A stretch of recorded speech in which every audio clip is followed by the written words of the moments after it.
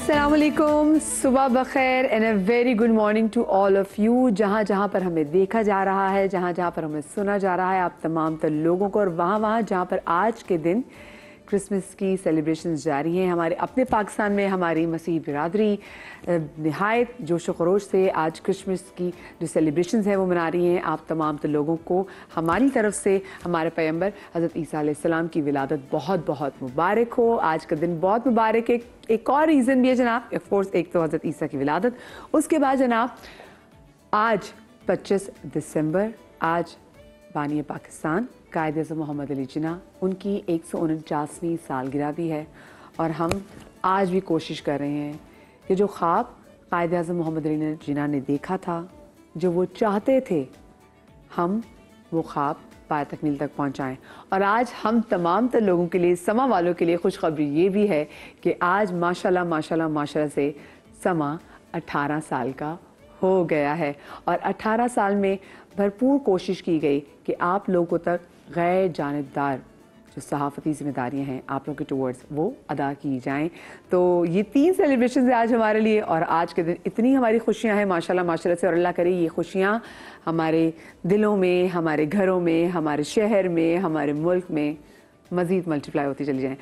और जहाँ पर इतनी खुशियों के हवाले से बात हो रही है, जहाँ पर इतनी खुशियाँ मनाई जा रही हैं, तो आज का मेरा टॉपिक भी यही है। और आज मैं आप तमाम लोगों से एक सवाल पूछना चाहती हूँ, और वो सवाल यही है कि क्या आप खुश हैं? और आज मुझे बिल्कुल भी कोई रवायती जवाब नहीं चाहिए। अक्सर ऐसा होता है कि हम देखते हैं हमारे आसपास के लोग ज़िंदगी में किसी न किसी बड़ी परेशानी से गुजर होते हैं, लेकिन इस वजह से कि लोग उनको जज ना करें, या पता नहीं इनको पता चलेगा तो मेरी इज़्ज़त कहीं कम ना हो जाए, तो वो कोई भी ऐसी चीज़ उनको बॉदर कर रही होती ना, deep down inside their heart, अपने अंदर वो चीज़ दबा के बैठे होते हैं और लोगों के लिए एक बनावटी मुस्कुराहट लेके जी रहे होते हैं। मुझे बताएं कि क्या आप अपनी ज़िंदगी से मुतमईन हैं? क्या अल्लाह पाक ने चाहे आपको इतना दिया हो या इतना सारा दिया हो, क्या आपका दिल खुश है? क्या आपके आसपास जो चीज़ें हो रही हैं आप उससे मुतमईन हैं? कभी कभी ऐसा होता है हमारी खुशियों का जो स्टैंडर्ड होता है ना वो मुख्तलिफ होता है। कुछ लोगों के लिए खुशी ये है कि उनके घर में जितने भी लोग हैं वो सेहतमंद हैं, उनके माँ बाप सलामत हैं और भूखे नहीं सो रहे, एटलीस्ट ये उनकी खुशी है। कुछ लोगों की खुशी है कि हम दुनिया ट्रैवल नहीं कर पा रहे और हमारी ये गोल्स है। और कभी कभी ऐसा होता है, गोल्स की जहाँ मैं बात कर रही हूँ, हम अपनी ज़िंदगी में इतने बड़े बड़े गोल्स सेट कर लेते हैं और उन गोल्स के पीछे पूरी ज़िंदगी गुजार देते हैं, और उन गोल्स का कभी कभी पूरा होना भी बहुत मुश्किल होता है। तो क्या होता है कि हम ज़िंदगी एक स्ट्रगल में गुजार देते हैं और एक अनहैप्पी मोड में गुजार देते हैं, जो नहीं होना चाहिए। ये भी कोशिश करनी चाहिए कि छोटी छोटी चीज़ों में अपनी खुशी को हमने तलाश कैसे करना है।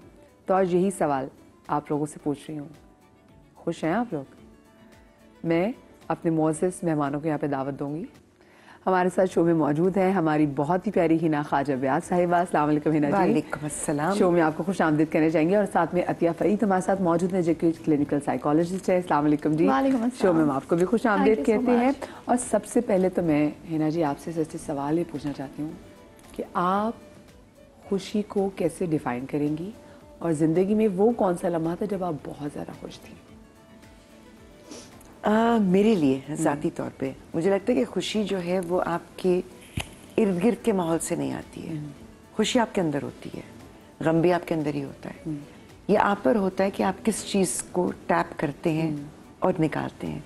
तो आपके पैकेज में जो उन्होंने एक जुमला कहा ना कि शुक्रगुजारी, जो ज़िंदगी शुक्र में गुजरे वो खुश होती है। वही खुशी महसूस करवाती है आपको छोटी छोटी चीज़ों से। और मैं कब सबसे ज़्यादा खुश थी, या मैं जब बहुत खुश होती हूँ, वो मैं होती हूँ उन लोगों के साथ जिनसे मुझे बहुत प्यार है। बस उनकी प्रेजेंस में होना मेरे लिए खुशी का बायस होता है। और कोई ऐसी ज़िंदगी का लम्हा कि अगर आप कहते हैं ना कि जब आप नज़र पीछे दौड़ाएं तो और आपकी में सबसे ज़्यादा आप खुश थी, मतलब कहते हैं कि फरते जज्बात से आंखों में आंसू आ गए, वो टाइम कौन सा था?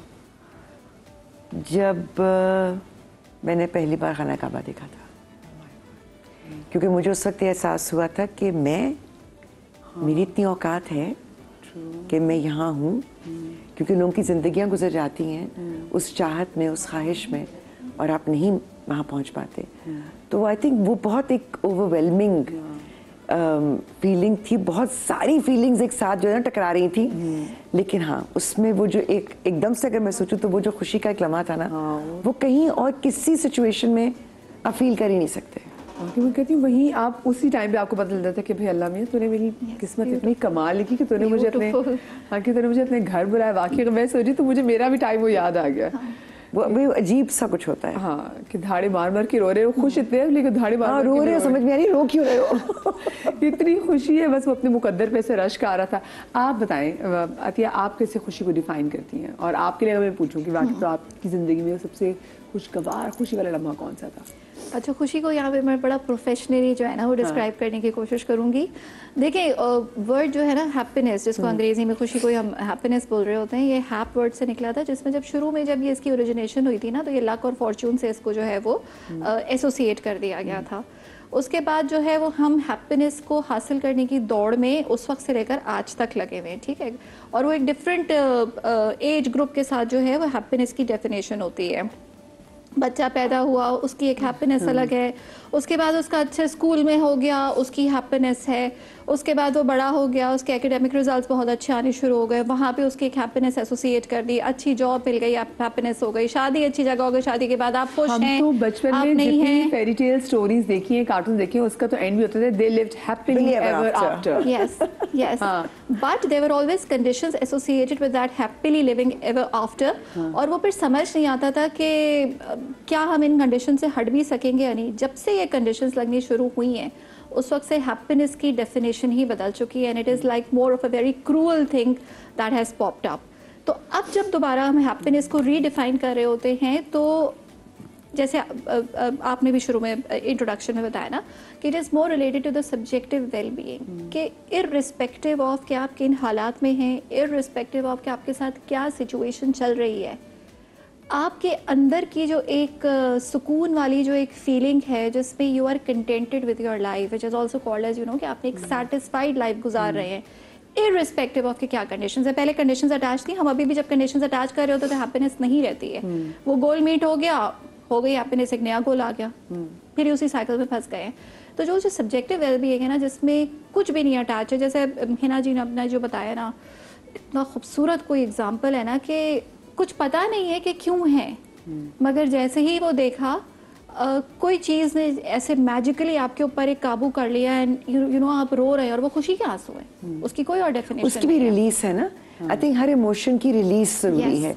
तो अगर वो खुशी भी है तो वो, वरना कहते हैं ना कि आपका दिल इतना भर जाता है उस खुशी से भी कि वो फटने पर आ जाता है। बिल्कुल, that release I think is necessary. और वो सब्जेक्टिव वेल बीइंग है। क्योंकि देखिए हम लोगों की ज़िंदगी में कहीं ना कहीं टारगेट भी होता है कि बस अल्लाह पाक हमें अपने घर दिखा दें, हमें इतना साहिब हैसियत ज़रूर बना कि हम तेरे घर चले जाएं। और अब जब वहाँ पे पहुँचे तो सबसे पहले आपको अपनी औकात पे कि इतने लोग दुनिया में, पता नहीं कितने लोग इस हसरत से इस दुनिया से चले जाते हैं कि परवरदिगार अपने घर बुला हमें। बिल्कुल, हाँ, लेकिन वो नहीं पाते। तो फिर उस वक्त अपनी किस्मत बड़ा रश्क आता है कि हम इतने गुनाहगार, बिल्कुल, कहाँ हम और कहाँ अल्लाह का घर। मेरे सामने जनाब इस वक्त तूबा ताहिर भी मेंटल हेल्थ एडवोकेट है। मैं चाहूँगी तूबा आ जाइए। अस्सलाम वालेकुम। क्या हाल है आपकी? ठीक ठाक है? मैं बिल्कुल ठीक, आप सुनाएं? बिल्कुल ठीक। तूबा ने कहा मैं अपनी पानी की बॉटल साथ लेकर, मेरे लिए ये खुशी है कि मैं पानी पी रही हूँ। हाँ, बस ये बात भी है कि आप, और मेरे लिए भी वाकई बड़ी खुशी हो कि मुझे याद रह गया मैंने पानी पी रहा है। आप खुशी को कैसे डिफाइन करती हैं? खुशी मेरे लिए वो सुकून है जो आप अपने रूह से कनेक्ट होते हैं। आई थिंक मैंने अपनी ज़िंदगी का कुछ अरसा इस तरह गुजारा कि मुझे जो अपनी यूनिवर्सिटी पसंदीदा जाना है, वहाँ गई, अकेले रहना है, मुख्तलिफ लोगों से मिलना। जब वो सारी ख्वाहिशें पूरी हो जाती हैं, फिर भी वो एक एम्प्टीनेस रहती है ना कि बस कुछ खाली है। और फिर जब हम अपने रूह से कनेक्ट करते हैं कि जो चीज़ें हम बाहर ढूंढ रहे थे वो तो हमारे अंदर ही थी, तो मेरे लिए सुकून जो है वो अपना कनेक्शन अपने आप से, अपने रब से। और ये कहते हैं कि जिसने खुद को पा लिया उसने रब को पा लिया, तो मेरे लिए वो है सुकून। और सबसे ज़्यादा खुशी का लम्हा आपकी लाइफ में कौन सा था वैसे? आई थिंक जब मैं अकेले रहने का फ़ैसला किया कि मुझे पढ़ने जाना है, और मेरे माँ बाप बहुत परेशान थे, लेकिन जब मैंने डिस्टिंक्शन ली, उनको बुलाया कि मैं रह रही हूँ, आई एम डूइंग वेल, तो वो एक मोमेंट था कि you know when they trusted and they saw me succeed, तो वो मेरे लिए सबसे ज़्यादा खुशी का लम्हा था। Sense of achievement and to share it with my parents. I think अगर मैं अकेले ही चीज़ें करती रहती और मेरे पास वो लोग नहीं होते, आई थिंक खुशी वो बहुत इंपॉर्टेंट पार्ट ये है कि हम अपने प्यारों से वो शेयर कर सकें। और खुशी तो कहते हैं ना कि बांटने से बढ़ती है। बिल्कुल, ये तो वो चीज़ है। अच्छा मुझे एक बात बताइए ना जी, हम अपनी ज़िंदगी में ये करते हैं और ये गलत ही करते हैं कि हम अपने बड़े बड़े गोल सेट कर लेते हैं। जैसे जैसे थोड़ा बहुत शऊर आना शुरू होता है, हमें पता होता है कि अच्छा जी हमने इतने मार्क्स लेने हैं, हमारे जब इतने मार्क्स आ जाएंगे फिर हमने फ़लाने कॉलेज में जाना है, फ़लाने कॉलेज से निकल के हमने फ़लानी यूनिवर्सिटी में जाना है, उसके बाद हमारी ये जॉब। गोल सेट करना अच्छी बात है, लेकिन जब बहुत हाई स्टैंडर्ड्स अपने सेट कर लेते हैं और जब उनको अचीव करना मुश्किल हो जाता है, एक तो आप स्ट्रगल कर रहे हैं मुसलसल, एक भाग रहे हैं एक दौड़ में और आप प्रेशर में and you are not happy, तो आपको लगता है कभी कभी बड़े गोल सेट करने से भी हम अपनी खुशी को कॉम्प्रोमाइज़ कर देते हैं? I think I have always believed, मैंने खुद किया है कि इट्स गुड टू ड्रीम, और आप अपने लिए रीजनेबल गोल्स सेट करें जो कि प्रैक्टिकली रीजनेबल गोल्स हो, हाई गोल्स हो, हाई स्टैंडर्ड्स हो, क्योंकि मुझे लगता है कि आप हाई स्टैंडर्ड अपने लिए सेट करेंगे तो आप उसको अचीव करने की कोशिश तो करेंगे ना, आप वो एफर्ट तो उसमें डालेंगे। लेकिन अगर आप उसमें से आपने अपना 100% दे दिया है और अगर आपको उसके बाद 50% भी मिल गया है, that's half your battle one. तो वो अगर उस आधे में भी आप इस चीज़ को इस पर्सपेक्टिव से देखें ना, वही वाली बात जो ये लोग कहेंगे कि is your glass half full और हाफ एम्प्टी, आपका पर्सपेक्टिव क्या है? ये सोचना कि मैं 50% फेल होगी या ये सोचना कि मैंने 50% अचीव कर लिया? तो अगर आप अपना पर्सपेक्टिव बदल दें तो आपकी छोटी से छोटी अचीवमेंट, अगर उस बड़े गोल को पाने के लिए आप 10 कदम नहीं ले पाए मगर आपने 2 भी ले लिए, it will give you sense of peace. अच्छा मैं आप लोगों को ना एक अपने घर से एक एग्जांपल देती हूँ। मेरा छोटा भाई वो बहुत लाइक था, तो वो जहाँ जिस स्कूल में भी होता था वो फर्स्ट आता था। उसके बाद वो बड़े स्कूल में चला गया जहाँ बहुत ज़्यादा लाइक बच्चे थे। तो अब उन लाइक बच्चों में इसका जब बहुत बड़ी क्लास थी तो अब हम वहाँ पे भी एक्सपेक्ट कर रहे थे कि क्योंकि ये तो बहुत लाइक है, ये आएगा फर्स्ट। वो अपनी क्लास में तो फर्स्ट आया, लेकिन फिर उन्होंने क्या किया, उन्होंने सारे जो और इंटेलिजेंट बच्चे थे उन सबको एक सेशन में कर दिया। अब वो जब एक सेशन में आ गया तो उसका कॉम्पिटिशन बढ़ गया, तो वो आने लग गया सेकंड, और उससे पहले एक लड़का था जो फर्स्ट आता था 2 नंबर या 1-1.5 नंबर के डिफरेंस से। वो मैं आपको बताऊं कि हमारे घर में हमने ये देखा है कि कोई खुश नहीं होता था तब तुम सेकंड आ गए। अच्छा हम तो खुश होते कि चलो हमने कहा हम तो पहली थर्ड में नहीं, हम 4th 5th आ रहे हैं, लेकिन वो सेकंड आ गया तो मेरी अम्मी भी पीछे होती थी। अच्छा उससे एक चीज़ मैंने नोट की कि मेरा भाई वो ज़िंदगी में अगर कुछ भी अचीव कर ले उसकी अब वो खुशी नहीं होती। वो इतने, क्योंकि हमने कहा गौहर तुम, सॉरी गौहर मैं तुम्हारा नाम ले लिया आज तो हम वो छोटा होता था, हम कहते हैं सेकंड, और हम बहन भाई सारे खुश है, ये गौर कहते हैं जो मार्क्स हैं, बट गौहर भी परेशान होता था कि मैं फर्स्ट। अच्छा मेरे साथ वो रोता था घर आके कि मैं फर्स्ट नहीं आया, मैं फर्स्ट नहीं आया, सेकंड। और वो हमें मुझे रह गया कि वो उस चीज़ ने बड़ा उसकी पर्सनालिटी को शेप अप किया। अब वो उसके लिए जो बड़ी बड़ी अचीवमेंट भी होती है उसमें तो खुश नहीं होता। लेकिन आपको तो मेरे साथ एग्जैक्टली सिचुएशन हुई थी, लेकिन मुझे डील करने वाले अलग लोग थे। मैं हमेशा फर्स्ट आती थी, I was a good student. एक बार मैं सेकंड आई और लिटरली 1 मार्क से, और मैं इतनी ज्यादा हिट करता है। अपसेट हुई, मैं इतनी अपसेट हुई कि मैं घर नहीं गई, मैं रोती रही स्कूल में बैठ के। ओह माय गॉड। तो मेरी बहन ने जाकर अम्मी से कहा, हमारा घर उनके सामने था, वो घर की से, अम्मी वो तो आई नहीं रही, वो तो रो रही है बैठ के। तो मैंने कहा क्यों रो रही है? पता चला so my mother actually spoke to me, उन्होंने मुझे कहा कि बेटा किसी ने तो क्लास में सेकंड आना होता है ना, किसी ने फर्स्ट आना होता है, did you give it your best? मैंने कहा हाँ। तो कहने लगी फिर तुम्हें खुश होना चाहिए कि तुमने अपना बेस्ट दिया है। ये इतना इंपॉर्टेंट नहीं है कि तुम नंबर क्या है, फर्स्ट है सेकंड, तुमने क्या अपना बेस्ट दिया, तुम्हें उसमें खुश होना चाहिए। ट्रू, क्योंकि मैं जिसकी बात करी तो जो फर्स्ट आता था जो मेरे भाई को, वो एक एग्जैक्टली 1-1.5 नंबर से, और दोनों को डॉक्टर्स बनने का बचपन में शौक था। वो CSP ऑफिसर बन गया, मेरा भाई चार्टर्ड अकाउंटेंट बन गया। बट द थिंग इज के सब एक डिफरेंट चले जाते हैं। तो ये ज़रूर प्लीज़ अपने बच्चों की छोटी छोटी खुशियों को भी इतना अच्छा सेलिब्रेट किया करें, क्योंकि हमें भी नहीं पता कि हमारी ज़िंदगी कितनी है। मैं तो हमेशा ये सोच के अब चलने लग गई हूँ, लाइफ इज़ वेरी अनप्रेडिक्टेबल। जनाब मेरे साथ सोनिया सुंदस भी मौजूद हैं, होस्ट भी हैं और स्पीकर है रेडियो पाकिस्तान। अस्सलाम वालेकुम जी। अस्सलाम वालेकुम and good morning everyone. Good morning, कैसी हैं आप? ठीक ठाक हैं? बिल्कुल ठीक, आप सुनाइए। आपको लगे होगा मैं लेट क्यों हो गई हूँ? माशाल्लाह you looking beautiful. Thank you. Sonia मुझे ये बताएं आपके नज़दीक वैसे खुशी है, क्योंकि मैंने हर एक से पूछा है ये सवाल, और हर एक इंसान की जो खुशी की डेफिनेशन होती है वो वेरी करती है। आपका ज़िंदगी का सबसे खुशगवार लम्हा क्या था, ये बताइएगा।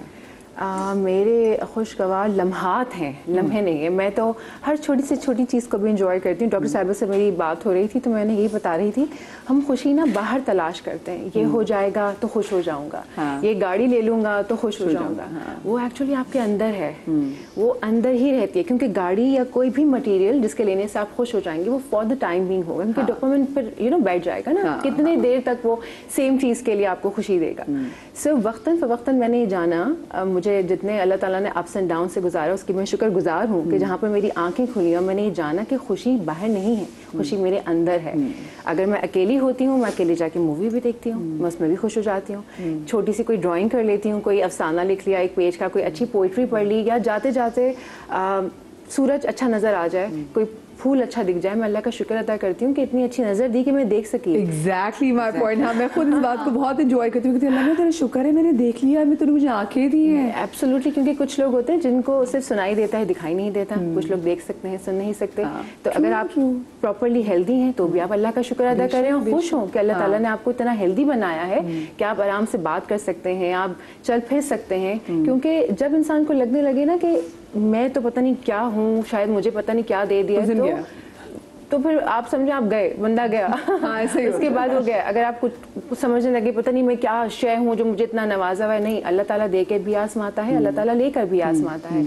और जितने भी बर्डन्स वो डालता है हमारी सोल पर, तो वो हमें एक्चुअली हमारी आगाही के लिए, हमारी अवेयरनेस के लिए वो डालता है। देखिए बेसिकली आपने इतनी प्यारी बात की और मैं खुद इससे पूछ के मालूम कि लेकिन हमारे हर बंदा इस चीज़ को अंडरस्टैंड नहीं करता, अवेयरनेस नहीं है। हाँ, अवेयरनेस नहीं है। और कभी कभी हमारा दिल भी कुछ ऐसा मुरझाया हुआ होता है कि हम खोल नहीं रहे होते अपने दिल को वैसे बाकी जो अल्लाह पाक की नेमतों को देखने के लिए। मुझे एक बात बताएं, जब अभी आपने बात की ना कि जैसे आप अकेली चली भी जाती हैं, खाना खाने भी चली जाती हैं, फिल्म भी देख लेंगी, हमारे यहाँ एक और चीज़ है। हमारे यहाँ जो बंदा अकेला रहता है ना, उसको देख के ये लोगों को समझ रहे होते हैं कि शायद वो खुश नहीं है। इसीलिए हमारे यहाँ जब लड़कियों की या मैं इसमें इनफैक्ट बंदों की जब शादी नहीं होती, क्योंकि समहाउ हम इससे भी कहते हैं कि जी देखिए तुम्हें खुशी तो तुम्हें तब पता चलेगी जब इंशाल्लाह तुम्हारी शादी होगी। मैं ऐसी लड़कियों वाली लड़कियों को भी जानती हूँ कि वो अपनी ज़िंदगी में वो कहती नहीं, हम तो जब इंशाल्लाह खुशी का लम्हा तब आएगा जब हमारी शादी होगी। तो क्या शादी पे मुझे ये भी बताएं, जो लोग हमें देख रहे हैं, हमने तो कर ली ना। हाँ, तो शादी क्या खुशी की जमानत होती है अतिया जी? ये वो है ना मदिया के कंडीशंस अटैच की हुई है ना।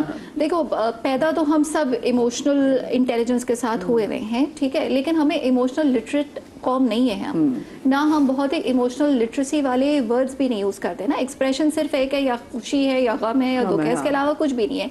अगर गोल्स आपको कोई अचीव करने हैं, जो हिना ने भी बात अच्छी की, बहुत बेहतरीन बात की कि ऑब्वियसली वो आपके ड्रीम्स हैं, वो आपको गोल अचीव करना ही है, लेकिन क्या उसके साथ हमें इमोशन हैप्पीनेस का ही अटैच करना है? I don't think so. उसके साथ हमें शायद सक्सेस का करना है। तो we need to be more emotionally literate कि हम किस तरीके से उस चीज़ को बता रहे हैं।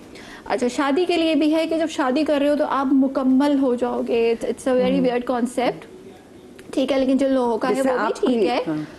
अल्लाह माफ करे, आप आहत हैं कि आप कंप्लीट नहीं है, आप आधे अधूरे इंसान हैं। यस, तो अगर और इसी वजह से मैं देखती हूँ बहुत सारे लोग जस्ट बिकॉज कि उनको भी हम मुकम्मल हो जाएं, वो कहते हैं हम शादी कर लिया, शादी करके कहते हैं कि या अल्लाह हमने क्या कर लिया, क्योंकि जल्दी देखो उनके अंदर ये इंड्यूस किया हुआ है, हमारी सोसाइटी में ये इंड्यूस किया हुआ है, तब तो मुकम्मल हो गए। तो हमें तो पहले ही पता है कि हम मुकम्मल हो या ना हो, फिलहाल हम नामुकम्मल हैं। और जब अगर हमने शादी कर भी ली and we got that partner irrespective of कि वो अच्छा हो या बुरा हो, बस ये दिमाग में आता है कि मुकम्मल है, लेकिन फिर भी हम खुश क्यों नहीं हैं। यहाँ पर मैं एक चीज़ ज़रूर ऐड ऑन करना चाहूँगी प्लीज़। ये बहुत ही अच्छी आपने बात की, मेरे दिल की बात आपने कही।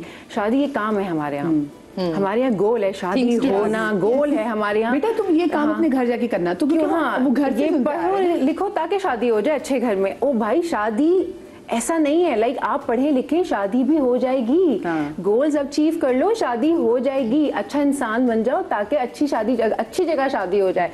लाइक हर चीज से शादी को एसोसिएट कर दिया जाता है, गोरा नहीं होगा शादी नहीं होगी, फला नहीं होगा शादी नहीं होगी, वो कंडीशंस। लेकिन अगेन मतलब पर्सनली स्पीकिंग मैं हमेशा कहती हूँ आई am a believer in marriage, ठीक है। मुझे लगता है ये एक बहुत खूबसूरत रिश्ता है और ये अजीब तरह से ये वो रिश्ता है जो एक खून का रिश्ता ना होने के बावजूद एक बहुत क्लोज रिश्ता है, क्योंकि दुनिया में इतना क्लोज कि और किसी इंसान से आपका नहीं। कायनात में पहला रिश्ता ही जो खल किया गया था वो मियां बीवी का कंपेनियनशिप। अभी right now I am switching to a break and you switch to world number 1 BYD। कहीं मजा आएगा, ब्रेक के बाद मिलते हैं।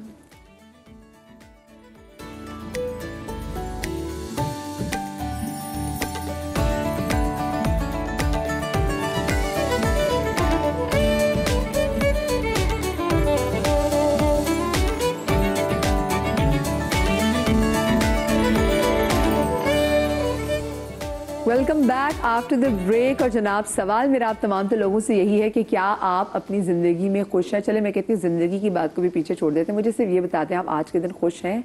कोई ऐसी चीज़ जो आपको खुशी देती है कि आप वो कर भी रहे हैं, और ऐसी क्या चीज़ है जो आपको रोक रही है अपनी वो तमाम तर चीज़ों को करने से जो कि आपको खुशी देती है?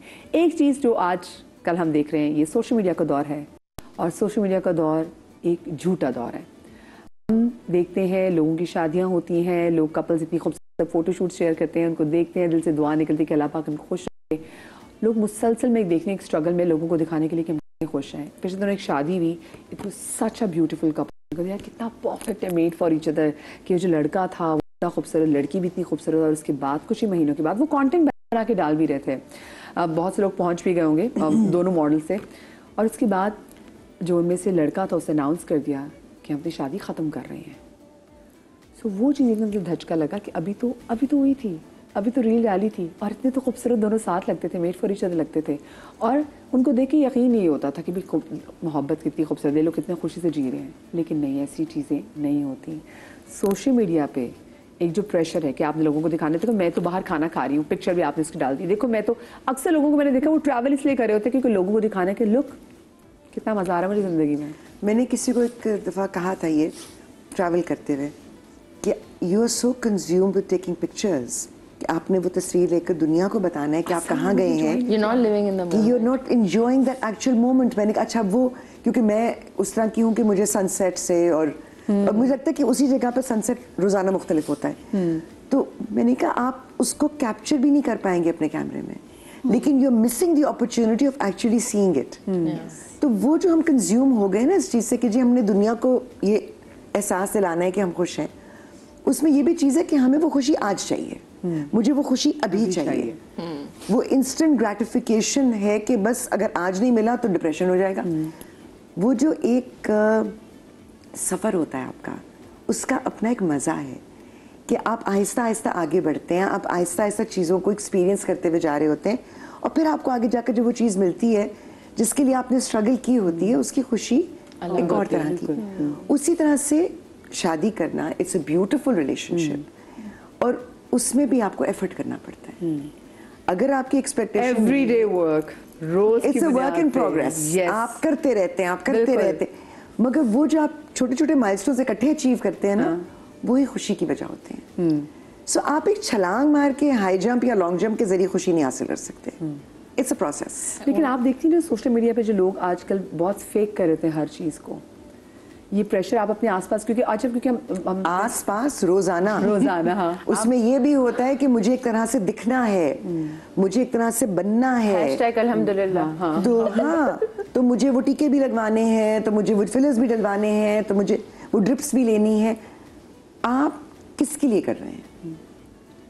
आप खुद तो खुश हो ही नहीं रहे, क्योंकि आप कॉन्स्टेंटली एक इन्फीरियोरिटी में जी रहे हैं। आपको कॉन्स्टेंटली लग रहा है कि मैंने कुछ अचीव नहीं किया, मैं मुकम्मल नहीं हूँ। हाँ, अपनी एक्सेप्टेंस के लिए मेरी शक्ल, मेरी नाक ठीक नहीं है, तो कभी मेरी शादी नहीं हुई है, तो मेरे बच्चे नहीं हैं, तो मतलब मैं नामुकम्मल ही रहूंगी, कभी ना कभी तो कुछ कमी होगी ना मुझ में। बिल्कुल। मैं अपने स्कूल फ्रेंड्स से मिली और मैंने इतना एंजॉय किया कि हम तस्वीर लेना ही भूल गए। So I think one of those moments जब हम पिक्चर या उस माइंड फ्रेम में ही नहीं होते कि मैंने दिखाना है, बताना है, I think that's the moment when you enjoy the moment, when you truly happy. मैं अक्सर हम ऐसी गैदरिंग्स में जाते हैं, खवातीन होती तो आपस में एक दूसरे से बात कम कर रहे होते हैं, सॉरी हाँ तो पिक्चर्स बहुत खींच रहे होते हैं स्नैपचैट के लिए, फॉरन पिक्चर्स, फॉरन सेल्फी, सबको दिखाना। और आपस में मैं एक बार मैंने शिकायत भी की कि यार हम कोई आपस में बैठ के पूछते नहीं कि तुम ठीक हो, तुम खुश हो, घर में सब खैरियत है, कुछ ऐसी चीज़ें तुम्हें बॉदर तो नहीं करती।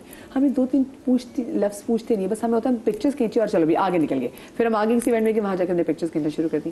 लेकिन जो मैं इस सोशल मीडिया के दौर के बारे से बात करें, जहाँ पे एक सब पे एक प्रेशर है खुश दिखा, मतलब अपने बेस्ट वर्जन देने का, चाहे वो हो ना हो, ये कितना अनहेल्दी है उन लोगों के लिए जो कि हमारी इस दुनिया से नावाकिफ़ हैं और उनको लग रहा है कि देखा इसका तो सब परफेक्ट जा रहा है, ये तो देखो रोज़ शो में इतने अच्छे महंगे कपड़े पहन के बैठ जाती है, इसके पास भाई कपड़े, आज मैंने अपने कपड़े पहने हुए, वरना हमारे कपड़े बार्टर के होते हैं, ठीक है, हम अच्छे कपड़े पहनते हैं। मैं 1000 बार बता चुकी अपनी शादी का भी कि मैंने अपनी शादी में कोई ये ना बोले कि जी हमने मदिरा से महंगा लहंगा बनवाना है, मेरी तो दो दोस्त से फैशन डिज़ाइनर्स ने, उन्होंने मुझे कपड़े दिए, मैंने पहन लिए, अल्लाह खैर से अल्लाह।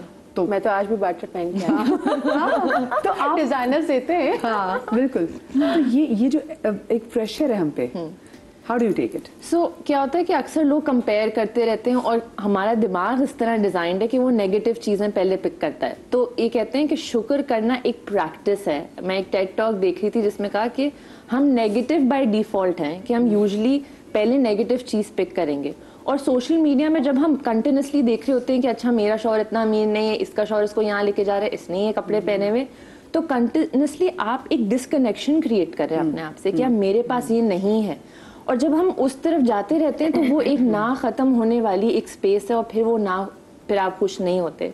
और जब आप जेन्युइनली खुश होते हैं ना, वो नीड कम हो जाती है to show it to anybody. कुछ एग्जांपल्स के साथ मैंने समझाया। और आपने जैसे बात की ना कि एक हम नेगेटिव चीज पहले पिक करते हैं, 105 कमेंट्स आपके पिक्चर के नीचे, सबने कहा बहुत लग रही, माशाल्लाह माशाल्लाह माशाल्लाह। एक बंदे ने लिख लिया है कि कितनी मनहूस लग रही हो, वो कमेंट दिन को चुप किया। जिसे मुझे मनहूस का है, वो 104 लोगों ने जो तारीफ की है उसको मैंने शुक्रिया अदा किया। वो जो एक बंदा जिसे मनहूस कह दिया वो दिल को लगी। क्योंकि वो नेचुरल है ना, 1:3 का वो है ना कि 3 तरफ जो है ना, वो 3 टाइम्स जो है ना वो आपको नेगेटिव बाइसेस ही की तरफ ना, हम जैसे तूबा ने बोला ना कि हमारा इनबिल्ट मैकेनिज्म ये है कि हम नेगेटिविटी की तरफ पहले जाते हैं और पॉजिटिव सिर्फ हमारा जो होता है ना वो 1% होता है। मगर ये जो सोशल मीडिया है ना, it's kind of created that imposter syndrome ना। कनेक्टिविटी हमारी 4 बैठे हुए हैं या 5 बैठे हुए हैं, हमारी आपस की कनेक्टिविटी से ज़्यादा हमारे लिए ये है कि हमने उस इम्पोस्टर को दिखाना है कि हम कितने खुश हैं, हम कितने मीडिया पे आ रहे हैं, हम कितने रिलैक्स हैं, कितने दोस्तें हैं हम।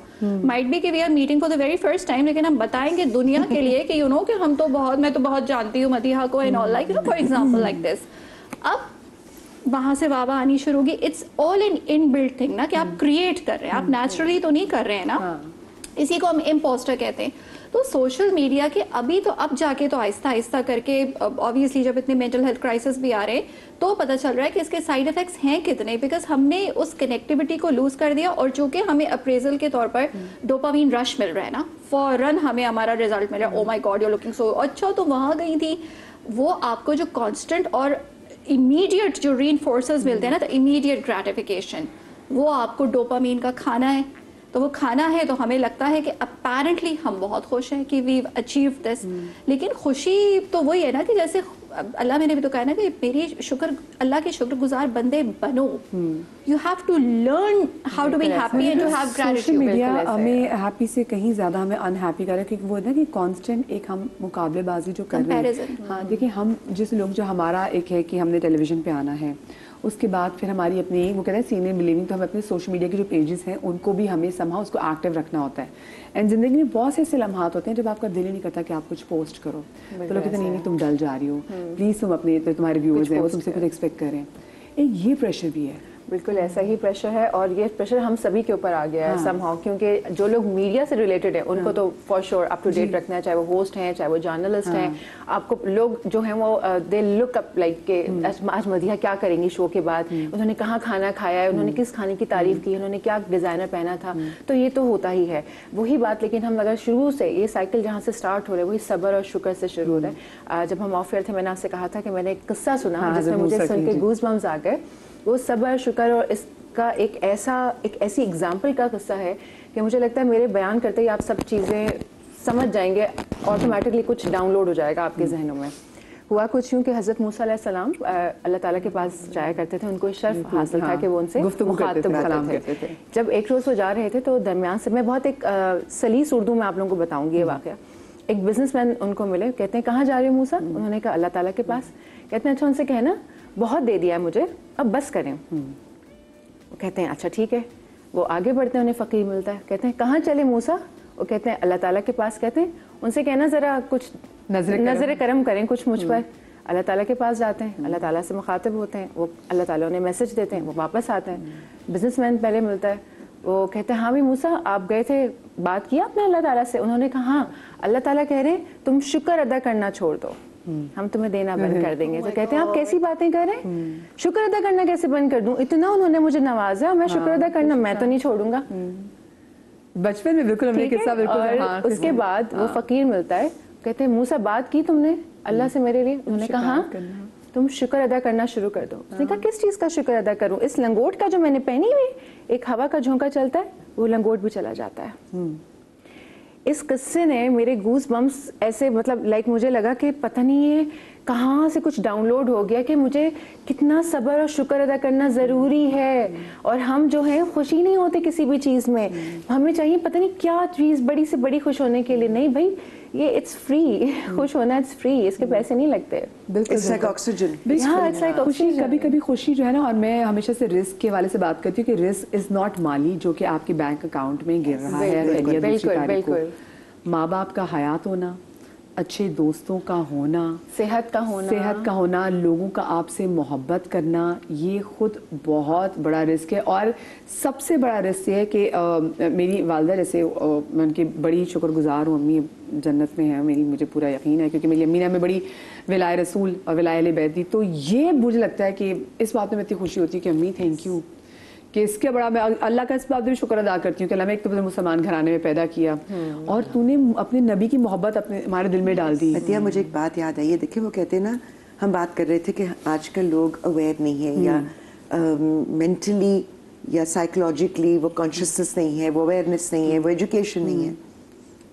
मेरी अम्मी एक लफ्ज़ इस्तेमाल करती थी, अर्थी विजडम, कि जो लोग ग्राउंडेड होते हैं ना, वो अपनी ज़मीन से जुड़े हुए लोग होते हैं, वो बड़े समझदार लोग होते हैं। बिल्कुल। और वो अपने इमोशन से बड़े वेल कनेक्टेड होते हैं। बिल्कुल ऐसा है। तो एक शूट एक ज़माने में हमारे वो गाड़ियाँ लगी बंदी होती हैं, वही ड्राइवर्स होते हैं। तो वो एक हमारे ड्राइवर थे, अगर वो कभी देख लें दोस्त अली, मुझे आप आज तक याद है, इंटीरियर सिंध के थे, कभी स्कूल नहीं देखा, कभी कुछ किताब नहीं पढ़ी, कुछ भी नहीं। लेकिन आज से ना मैं पीपल्स पर्सन, हम बातें करते हुए जाते थे रोज़ाना। तो मुझे एक दिन कहने लगे कि मैडम मैंने आपकी अम्मी अब्बू से मिलना है। तो मुझे हंसी आ गई। तो अम्मी तो हयात थी, अब्बू नहीं थे। तो मैंने कहा अब्बू से तो मिलना मुश्किल, बड़ी दूर जा चुके हैं। अम्मी आजकल गई नहीं है, जब आएंगी मिलवा दूँगी। मैंने कहा आप क्यों मिलना चाहते हैं? तो कहने लगे क्योंकि आप बड़ी खुशकिस्मत हैं। इनका क्या मतलब? तो उन्होंने बड़ी पते की बात की। कहने लगे आपने कभी सोचा कि आप अपने लिए दुनिया में अल्लाह से सब कुछ मांग सकते हैं, अच्छी औलाद भी मांग सकते हैं, ज़िंदगी के हर फेज़ में कुछ ना कुछ मांग सकते हैं, आप अपने लिए अच्छे माँ बाप नहीं मांग सकते। क्योंकि वो तो आपकी किस्मत है, अल्लाह ने जहाँ पैदा कर दिया। बिल्कुल। अच्छे माँ बाप के मिलने का मतलब है कि आपकी सारी ज़िंदगी संवर गई, क्योंकि उन्होंने आपको वो कदरें दे दी, वो सिखा दिया, वो बता दिया, उन चीज़ों से मुतारफ़ करवा दिया कि आप एक अच्छी ज़िंदगी गुजारें। आप मांग के नहीं ले सकते अच्छे माँ बाप। बहुत खूबसूरत बात है।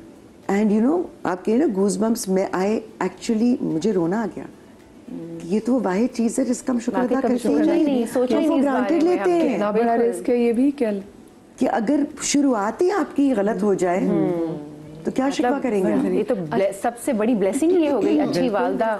जी, जिसने आपकी अच्छी तरबियत की हो, और वो कहते हैं कि आपके दिल में विला डाली हो, मोहब्बत डाली हो। मुझे एक बात आप बताइए, तो हम खुशी की डेफिनेशन तो लोगों के सामने रखते हैं। हम अपने आसपास ऐसे बहुत सारे लोगों को देखते हैं जो बज़ाहिर खुश नज़र आ रहे होते हैं, लेकिन वो होते नहीं हैं। हम कैसे रीड कर सकते हैं? हम उनके लिए बाइस फरहत कैसे बन सकते हैं? जैसे उन्होंने पहले बात की ना एनर्जीज की, तो जब हम किसी से मिलते हैं ना, हमारी बॉडी की इंटेलिजेंस बहुत है। So I think the most of is the body intelligence, कि कौन कैसे बैठा है, बात कर रहा है। आपको महसूस हो जाएगा कि अल्फाज तो बिल्कुल ठीक हैं, बस समथिंग इज नॉट ओके, जो हमने अपनी उस इंस्टिंक्ट को वाकई सुनना होता है। So we need to really acknowledge that. और मुझे लगता है औरतों के पास तो ये खुसूसियत होती है, और बहुत दफ़ा सोसाइटी उनको ना, वो कहते हैं ओवर थिंक नहीं करो, बट आई थिंक ये हमारी सुपर पावर है। तो जब हम नोट करें ना, हमें महसूस हो कि कोई खुश नहीं है, तो really like try to ask them. Because recently मैंने एक दोस्त से बात की, उसकी शादी हो, पिक्चर्स लगाए जाए। मैं कहा मुझे लग नहीं रहा तुम खुश हो। So this was me being honest and she is like क्या मतलब? मैंने कहा ये मेरी ऑब्जर्वेशन है। मुझे से तुम इतना क्यों मुझे ब्रेक की तरफ जाना है, वो कहते हैं तुम इतना क्यों मुस्कुरा रहे हो? क्या गम है जिसको छुपा रहे हो? मैंने उसको वो प्यार से पूछा कि if you feel like sharing, and then she started crying that I am not happy. Oh my god. तो ये आपको वैसे जो अच्छा दोस्त है ना, वो पकड़ लेता है, लेकिन फिर भी हम कुछ कैरेक्टरिस्टिक्स के हवाले से बात करेंगे, क्योंकि बड़ा ज़रूरी है कि अगर आप तो खुश हो, कभी कभी खुशी ये भी कि आपके आसपास के जो लोग हैं ना, जो गमगीन है, वो खुश हो जाएं। मैं एक छोटी सी जनाब ब्रेक की तरफ जा रही हूँ, ब्रेक के बाद वापस आते कहीं मजा आएगा।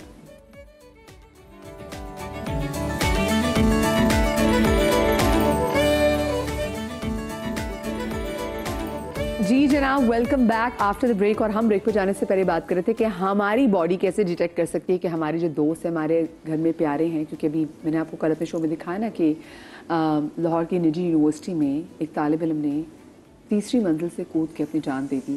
कितना प्रेशर में था कि उसको उसके असातिज़ा उसको पेपर में अपेयर नहीं होने दे रहे थे, उसकी अटेंडेंस कम थी, उसको ह्यूमिलिएट किया गया और कोई इसको सुन नहीं रहा था। पता नहीं, और मैंने कल भी जैसे बात की ना कि ना जाने उस पर कितना प्रेशर होगा कि मेरे अम्मा बाबा ने मेरे सेमेस्टर की फ़ीस कैसे अदा की थी, आगे ये कर पाएंगे कि नहीं कर पाएंगे, मैं इनको मुंह कैसे दिखाऊंगा, मैं फेस कैसे करूँगा। पता नहीं अपने अंदर कितना कुछ पाइलअप करके जा रहा था कि उसको लगा कि यही डेड एंड है और बस अब मैं अपने आप को मार लेता हूँ, मैं सबके सामने आप खुद को मारूँगा। जस्ट इमेजिन, मैं सोचती हूँ तो मैं खुद इतनी तकलीफ़ में चली जाती हूँ और मैं खुद इतना बेबस फील करती हूँ कि हाय किसी ने, मतलब माँ ने कितनी मुश्किल से एक बच्चा जवान किया और उस बच्चे ने किस तरह से अपनी जान ले ली। सो बड़ा ज़रूरी है। मुझे लगता है उस बच्चे के साथ भी मसला हुआ कि उसको कोई शोल्डर नहीं मिला जहाँ पे वो बात कर सकते, उसको किसी ने उसको सुना नहीं। काश उसको सुनता, उसको समझा लेता। पता नहीं अंदर क्या कुछ पायलअप हो रहा था। तो बड़ा ज़रूरी है कि हम पहचान पाएँ कि कोई अंदर से कितना गमगीन चल रहा है, किसके अंदर क्या टेंशन चल रही है। और आप उस पर बात कर लीजिए, अपनी दोस्त की मिसाल दे लीजिए। जी, तो मैं जब उससे बात की तो मुझे महसूस हुआ, देखिए जब हम किसी शख्स में देखेंगे वो बहुत तेज़ बात कर रहा है, या वो लॉस्ट है, या ओवर ईटिंग है, लैक ऑफ स्लीप है, बहुत ज़्यादा सोशल मीडिया पे एक्टिव है, तो कोई ना कोई आप उनके बिहेवियर में नोट करेंगे। और सबसे बेस्ट होता है आपकी एनर्जी। जब हम देखते हैं हम कहते हैं कुछ ठीक नहीं है, कभी कभी आप गायब भी हो जाते हैं सोशल मीडिया से एकदम। बिल्कुल कुछ तो भी नहीं। हमने पहले ना ये नोट, अगर हमें ऑब्जर्वेशन हो तो पहल करें, बात करने का रूम दें। मैंने जब अपनी दोस्त की एग्जांपल दी, शुरू में उसने डिनाई किया। मैंने कहा ये मेरी ऑब्जर्वेशन है, मैंने इम्पोज नहीं करनी, बस झूठ मत बोलो। जब हम कोई ताना मारते हैं या कोई इंफॉर्मेशन डिस्ट्रैक्ट करने वाली भी एनर्जी होती है ना कि बड़ी अच्छी लग रही हो, कहाँ जा रही हो, सो अगला खुद को ज्यादा वो कंपोज शट डाउन कर लेता जाता है। जैसे आप कहते हैं कि I am here to facilitate you, क्योंकि बहुत कम लोग जेन्युइन बात कर रहे होते हैं, तो हर कोई अपने आप को प्रोटेक्ट कर रहा होता है कि ये मेरी इन्फॉर्मेशन है, इसको मिसयूज ना करे। And then she started crying and then I heard her and I was like this is evident and I am here for you. बस उसने मुझसे शेयर किया, वो ठीक, मतलब she was like I am good.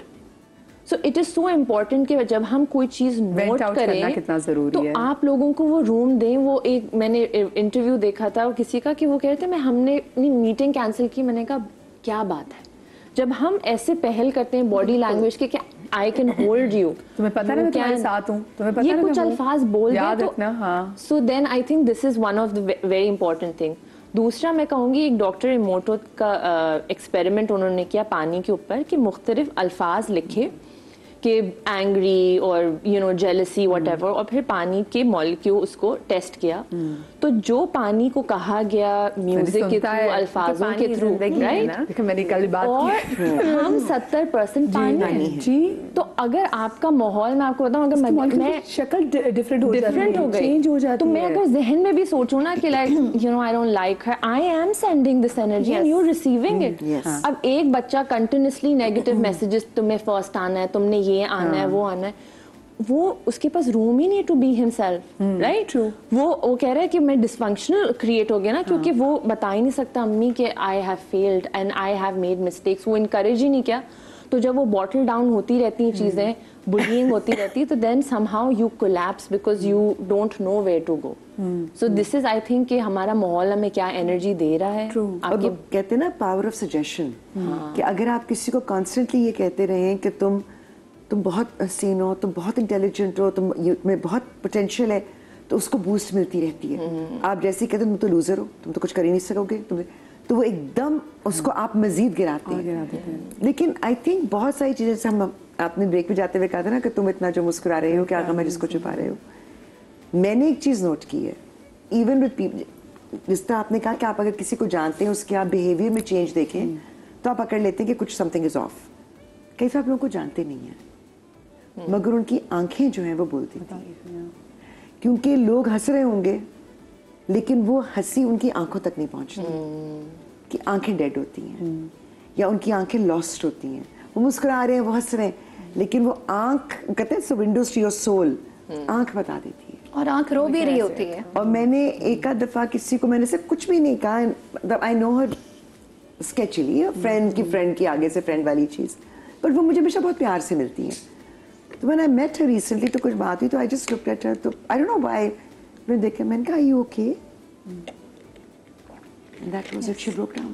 एक लम्हे में वो, बल्कि मैं खुद थोड़ी सी फ्रैजल होगी बिकॉज इतना सडन रिएक्शन जो आया, लेकिन she is going through so much, लेकिन वो बस वो इतना कहने की देर थी ना तो वो शी ब्रोक डाउन। वैसे हिना साहब आपकी बात से ही बात निकालूंगी, हम जो बात कर रहे हैं तो हमारे सुनने वाले समझेंगे कि हम जेन जी या बच्चों की बात कर रहे हैं, लेकिन मैंने हम बड़ों की बात कर रहे हैं, सबकी बात कर रहे हैं, लेकिन हमारे जो बड़े हैं ना, मुझे लगता है उनको बहुत ज़्यादा ज़रूरत है आजकल। मुझे अभी भी याद है कुछ साल पहले मेरे खालू का इंतकाल हुआ, तो जो हमारी सबसे बड़ी खाला है वो समझे नानी नहीं है तो खाला उसी तरह से हो गई, तो हमें लगता था ये she such a strong woman, इनको तो बस हम तो पैर छूते हैं, हम तो प्यार करते हैं, सबसे प्यार करती हैं, एक बहुत ही बहुत अच्छा सा उनका एक वजूद है हम सबके लिए। सो मैंने उस दिन देखा, मैंने उस दिन जाना कि हमारे बड़ों को भी कितनी ज़रूरत होती है। जब मेरी खाला की एक और बड़ी कज़न आई, मेरी खाला लिटरली बेबीज की तरह उनको चिपक गई, उनसे कहती हैं बेबी बाजी मुझे आपकी कितनी याद आ रही थी, आप कहाँ थी? उस वक्त मैंने देखा कि सिर्फ हमें नहीं, हमारे बड़ों को भी ज़रूरत है उन हक्स की, उस मोहब्बत की। तो अगर जैसे बड़े बच्चे के सर पर हाथ रख के कह रहे हैं कि बेटा क्या प्रॉब्लम है, ऐसे ही हम भी अपने बड़ों के पास जा सकते हैं, क्योंकि इमोशंस की ना कोई उम्र है ना इमोशंस जेंडर देख रहा है, वो मर्द के भी अंदर उतना ही है, वो औरत के भी अंदर उतना ही है, वो छोटे के अंदर भी उतना ही है। हाँ, उसको एक्सप्रेस करने के तरीके अलग अलग होते हैं। तो the moment you are providing that emotional connectivity और कंफर्ट जोन आप दे रहे हैं, उसको वो वेंट आउट करने का तरीका मिल गया है ना, कि वो वहां पे उसको लग रहा है कि वो उसकी सेफ प्लेस है, तो वो सेफ प्लेस में जाकर जो है वो अपना जो है वो इमोशंस उसके सेफ हैं, तो वो वहां पे एक्सप्रेस कर रहा होता है। एज तोबा सेट के बिहेवियर तो आपका बता रहा होता है। इसको मैं थोड़ा सा एग्जांपल इस तरीके से दे दूं कि जैसे आपकी कोई फिजिकल इंजरी हो रही होती है ना मदिया, ऊपर की कुछ चोट लग गई है, खराश हो गई है, दाने हो गए, तो कुछ सिम्टम्स तो ऐसे होते हैं बिहेवियर के कि कोई रो रहा है, actually wants to talk about it, तो वहाँ पे तो वो एक सिम्टम्स हैं जिनको हम अवेयरनेस में लाके, जो इमोशनल इंटेलिजेंस यही होती है ना कि आपने सीखनी है, तो वहाँ पे अगर आप अवेयर हो रहे हो तो फिर तो आप तो ऑटोमेटिकली मदद के लिए जाएंगे ही जाएंगे। बहुत से सिम्टम्स ऐसे होते हैं ना, जैसे इंटरनल ऑर्गन्स हैं, अब अंदर क्या सीरियसनेस चल रही है हमें नहीं पता होता, और बहुत सारे ऐसे होते हैं जो साइलेंट किलर्स होते हैं, and the symptoms come at a very later state. तो यहाँ पे खाली हम इस इंतज़ार में ना बैठे कि कोई हमें देखे, हमारी मदद के लिए आए तो हम मदद के लिए अपना वेंट आउट करें। The moment you are self aware कि कोई चीज़ आपके अंदर प्रॉब्लमैटिक हो रही है, the moment you yourself know कि कोई सिम्टम्स में गड़बड़ आ रही है, you need to go out and seek help. अच्छा, एक मैं कॉलर भी हमारे साथ है, मैं उनको भी शामिल करूंगी, लेकिन एक बात, हमारे अंदर जो आदत है ना कि हमें बड़े हमारे बुजुर्ग बता देते हैं कि अगर हमारे किसी खानदान में किसी खवातीन ने मुश्किल जिंदगी गुजारी हो, उसको ग्लोरीफाई करते हैं। बिल्कुल बिल्कुल। स्टॉप ग्लोरीफाइंग इट, कि तुम्हें क्या पता बेटा, तुम उनको देखो, उन्होंने अपनी ज़िंदगी कैसे सब्र शुक्र में गुजार दी, और जब आप उनको जब आप कभी उनसे जाके मिलते हैं तो आप तब उनको जिक्र होता है कि उनकी उस तकलीफ़ों ने उनकी पर्सनालिटी चेंज कैसे कर दी। देन वो कहते हैं कि बेटा या कोई डिजीज हो गया, किसी बंदे ने हाँ अपनी ज़िंदगी पूरी नाखुश रह के गुजार दी, और हम उसको मिसाल बना रहे हैं कि देखो गुजारा कर रही है ना, कितना अच्छा गुजारा किया, उनको देखो, और आप उनसे जाने कि उन्होंने ज़िंदगी किस तरीके से गुजारी है, वो अंदर से कितना डेड रही हैं, नहीं तो हमें पता नहीं है। तभी हम देखते हैं कि एक टाइम के बाद हमारे बुजुर्ग बहुत ज़्यादा बोलना भी शुरू कर देते हैं, बिकॉज वो चाहते हैं, वो वेंट आउट करना चाह रहे थे, उनको खुद भी समझ में नहीं आ रही थी कि वो क्यों इतना कर रहे हैं, और उनको तब बस कोई हमारे पास आगे बैठ ले, सुन ले हमें। कॉलर हमारे साथ मौजूद हैं बहावलपुर से नौशीन। अस्सलाम वालेकुम। वालेकुम सलाम, कैसी हैं आप? अल्लाह का शुक्र, बिल्कुल ठीक, आप कैसी हैं? मैं अल्लाह का शुक्र। मैं आपकी इसी बात को जो आपने भी डिस्कस की है ना कि सब्र का हम कहते हैं कि सब्र करें, जी जी जी जी, तो पहले मैं आज ये कहूंगी कि मैंने कभी किसी मौलाना के मुंह से ये बात नहीं सुनी, लेकिन अल्लाह अपने बंदे को कहता है कि सब्र करो। बंदे को ये हक नहीं दिया कि दूसरे बंदे को कहो कि तुम सब्र करो। बिल्कुल, कितनी बड़ी बात की। हम तकलीफ दे के, मेरे 25 साल जिंदगी के इसी तकलीफ की नजर हो गए हैं। स्टिल मेरी सारी जवानी, मेरी सारी जिंदगी मुझे समझ नहीं आती कि मेरे जिस्म में दर्द है कि मैं दर्द में हूँ। मुझे समझ नहीं आती कि कहाँ कहाँ मुझे दर्द है। मेरा श्रिंक हो जाता है जिस्म दर्दों से। सबर, स्टिल अभी तक सबर सबर सबर। इंसान को इख्तियार नहीं है दूसरे इंसान को कहने का कि सबर करो। ये रब की जात कहती है अपने बंदे से कि अल्लाह सबर का सिला देता है, बंदा नहीं देता। आप किसी को तकलीफ दे 2 लफ्ज बोल देते हैं सबर करो, नहीं, आप सारी किसी की जिंदगी खा गए। बिल्कुल बिल्कुल, मैं भी ये बात करती। अच्छा मुझे चलें, हिना जी बैठी हुई है, यकीन करें मुझे हिना जी से मिलने का इतना शौक है कि काश मैं अपनी जिंदगी में कभी हिना जी से मिल सकूं। इनको देख के मुझे हमेशा बहुत बहुत ज्यादा मुझे इनको देख के ना मुझे बहुत वो जैसे होता है ना पॉजिटिव वाइब्स आती हैं। मैं आपका ताल्लुक ड्रामा वगैरह से है तो मैं यकीन करें मैं अपना शेयर करना चाहती थी कि बहुत से मौजूद होते हैं फैमिली के बाद इंसान ऐसे होते हैं कि बाद आप बिहेवियर की बात करती हैं, आपकी जरा से बिहेवियर की किसी की सारी जिंदगी गई। बिल्कुल मैंने जिंदगी नहीं गुजारी, मुझे लोगों ने और जिंदगी ने गुजार दी है। ओए होए तो अच्छा मैं चाहती हूँ नौशीन एक छोटी सी सजेशन आपको दूंगी। मैं कोई आलिमा तो हूँ नहीं, लेकिन ज़िंदगी एक्सपीरियंसेस होते हैं और जो साउंड है जैसे अभी जिक्र कर रही थी डॉक्टर साहिबा कि उसका आपके जिस्म पे भी फिजिकली भी बहुत असर पड़ता है। तो एक बहुत छोटी सी चीज़ मैं आपको कहूँगी, अपने लिए टेम्परेरीली कम से कम अपने आप को रिलीफ देने के लिए, कोरोना तकलीफ बहुत झेली है, बॉडी के लिए भी सूरे रहमान कारी अब्दुल बासित की आवाज़ में, इसमें कोई तोहम परस्ती नहीं है लेकिन आवाज़ का असर होता है। तो हर किसी की आवाज़ की इंटोनेशन का असर होता है। कारी अब्दुल बासित साहब की आवाज़ में जो सूरह रहमान है उसको आप 3 दिन तक दिन में 3 दफ़ा सुनिए, थोड़ा सा पानी अपने पास रखिए और जब सूरह रहमान ख़त्म हो जाए सिर्फ सुने, आपने कुछ नहीं करना, आपने सुनना है और फिर 3 दफ़ा अल्लाह अल्लाह अल्लाह कहकर वो पानी पिए। दिन में 3 दफ़ा 3 दिन तक करें, आपको फिजिकली अपनी बॉडी में चेंजेस महसूस होंगे। मैं आजमाने के बाद कह रही हूँ इंशाल्लाह। अच्छा नौशीन आप हमारे लाइन पे मौजूद हैं? अल्लाह के आसरे पे मेरा हर कदम ना यकीन करेंगी अल्लाह पे आसरे पे है। मैं सीढ़ियाँ भी उतरती हूँ तो अल्लाह से दुआ करती हूँ, या अल्लाह मेरा वारिस ही अल्लाह है। मेरी हर नमाज में यही दुआ आती है कि मेरा सिर्फ वारिस अल्लाह है। मैं अल्लाह के आसरे पे सांस लेती हूँ, मैं इंसानों से मेरी कोई तवक्को है ही नहीं है। पता है मैं नौशीन जी मैं आपको एक बात बताऊँ, हम जिंदगी में अल्लाह पाक जो हमें रिश्ते देते हैं ना, अल्लाह पाक हमें उसी के थ्रू आजमाता है और जिनसे हम सबसे ज्यादा मोहब्बत करते हैं, मतलब अल्लाह पाक कहते हैं मैं तुम्हें औलाद दे के भी आजमाऊंगा, औलाद ना दे के भी आजमाऊंगा। तो मैं आपको बताऊं सच्चा और पक्का रिश्ता सिर्फ रब का है, बेशक कोई रिश्ता, हर रिश्ता फानी है और मुझे ये अच्छी तरीके से बात समझ में आई है। मैं चीज को रियलाइज करती हूँ, ये नहीं है कि मैं समझती हूँ। लेकिन वो कहते हैं ना कि इंसान और फरिश्ते में रिश्ता नहीं हूँ, इंसान हूँ। मैं गिला नहीं आज तक, मुझे मेरी सबसे बड़ी खामी यही रही है कि मैंने अगर मुझे कितनी भी तकलीफ से गुजर गई, मैंने अगले इंसान को अपने चेहरे से भी महसूस नहीं होने दिया कि मुझे तकलीफ हुई है, लेकिन मैं इंसान हूँ। ये तो बिल्कुल बिल्कुल सही बात कह रही हैं। और मैं आपको बात बताऊं, हम जिन जिंदगी में सबसे ज़्यादा जिस इंसान से मोहब्बत करते हैं ना वही हमें रोलता है, ठीक है। तो और अल्लाह पाक हमें बताता है कि देखो मुझसे ज़्यादा तुमसे कोई मोहब्बत नहीं कर सकता और तुमने मोहब्बत मुझसे करनी है। तो ये अल्लाह पाक के एक तरह से मैसेज भी होते हैं। मुझे बस एक बात बता दें, मेरा सवाल है, आप अपनी ज़िंदगी में सबसे ज़्यादा अगर मैं कहूँ कि खुशी का लम्हा कौन सा था नौशीन, तो मैं चाहती हूँ कि वो मेरे साथ शेयर करें, वो जिए दोबारा। वो कौन सा लम्हा था? तो मैं आपसे ना एक मैसेज देना चाहूंगी छोटा सा, कि शायद अगर किसी को ये समझ आ जाए बात तो मेरी तरह की जिंदगी किसी की ना गुजरे। मैं उन लड़कियों को, उन बहनों को छोटा सा मैसेज देना चाहूंगी कि अगर आप ना फैमिली में नहीं गुजारा कर सकती तो काइंडली ऐसे लड़के का इंतखाब करें जिसका आगे पीछे कोई ना हो। आप जाके अगर किसी की आगे की पूरी जिंदगी तबाह बर्बाद कर देती हैं आपकी वजह से, क्या नाम है, कितनी आगे से तकलीफ में कोई गुजरता है, तो काइंडली ऐसे मर्द का इंतखाब ना करें कि जिसके आप माँ बहन को बर्दाश्त नहीं कर सकती। वो कहाँ जाए, एक कुंवारी लड़की कहाँ जाए, मुझे बताएं। नौशीन आप मैरिड हो? मैं अभी सिंगल पेरेंट हूँ, मैरिड तो हूँ लेकिन सिंगल पेरेंट हूँ। मेरा एक बेटा है, वो भी बीमार रहता है, उसका किडनी का 2 दफा ऑपरेट हो चुका है और वो बहुत सादा तबीयत का है। बस मुझे उसकी वजह से परेशानी भी होती है। मैं नहीं चाहती कि मेरी जैसी जिंदगी वो गुजारे, कि दुनिया बहुत जालिम चीज है, बहुत जालिम। आप किसके साथ रहती हैं? आप अकेली रहती हैं बेटे के साथ?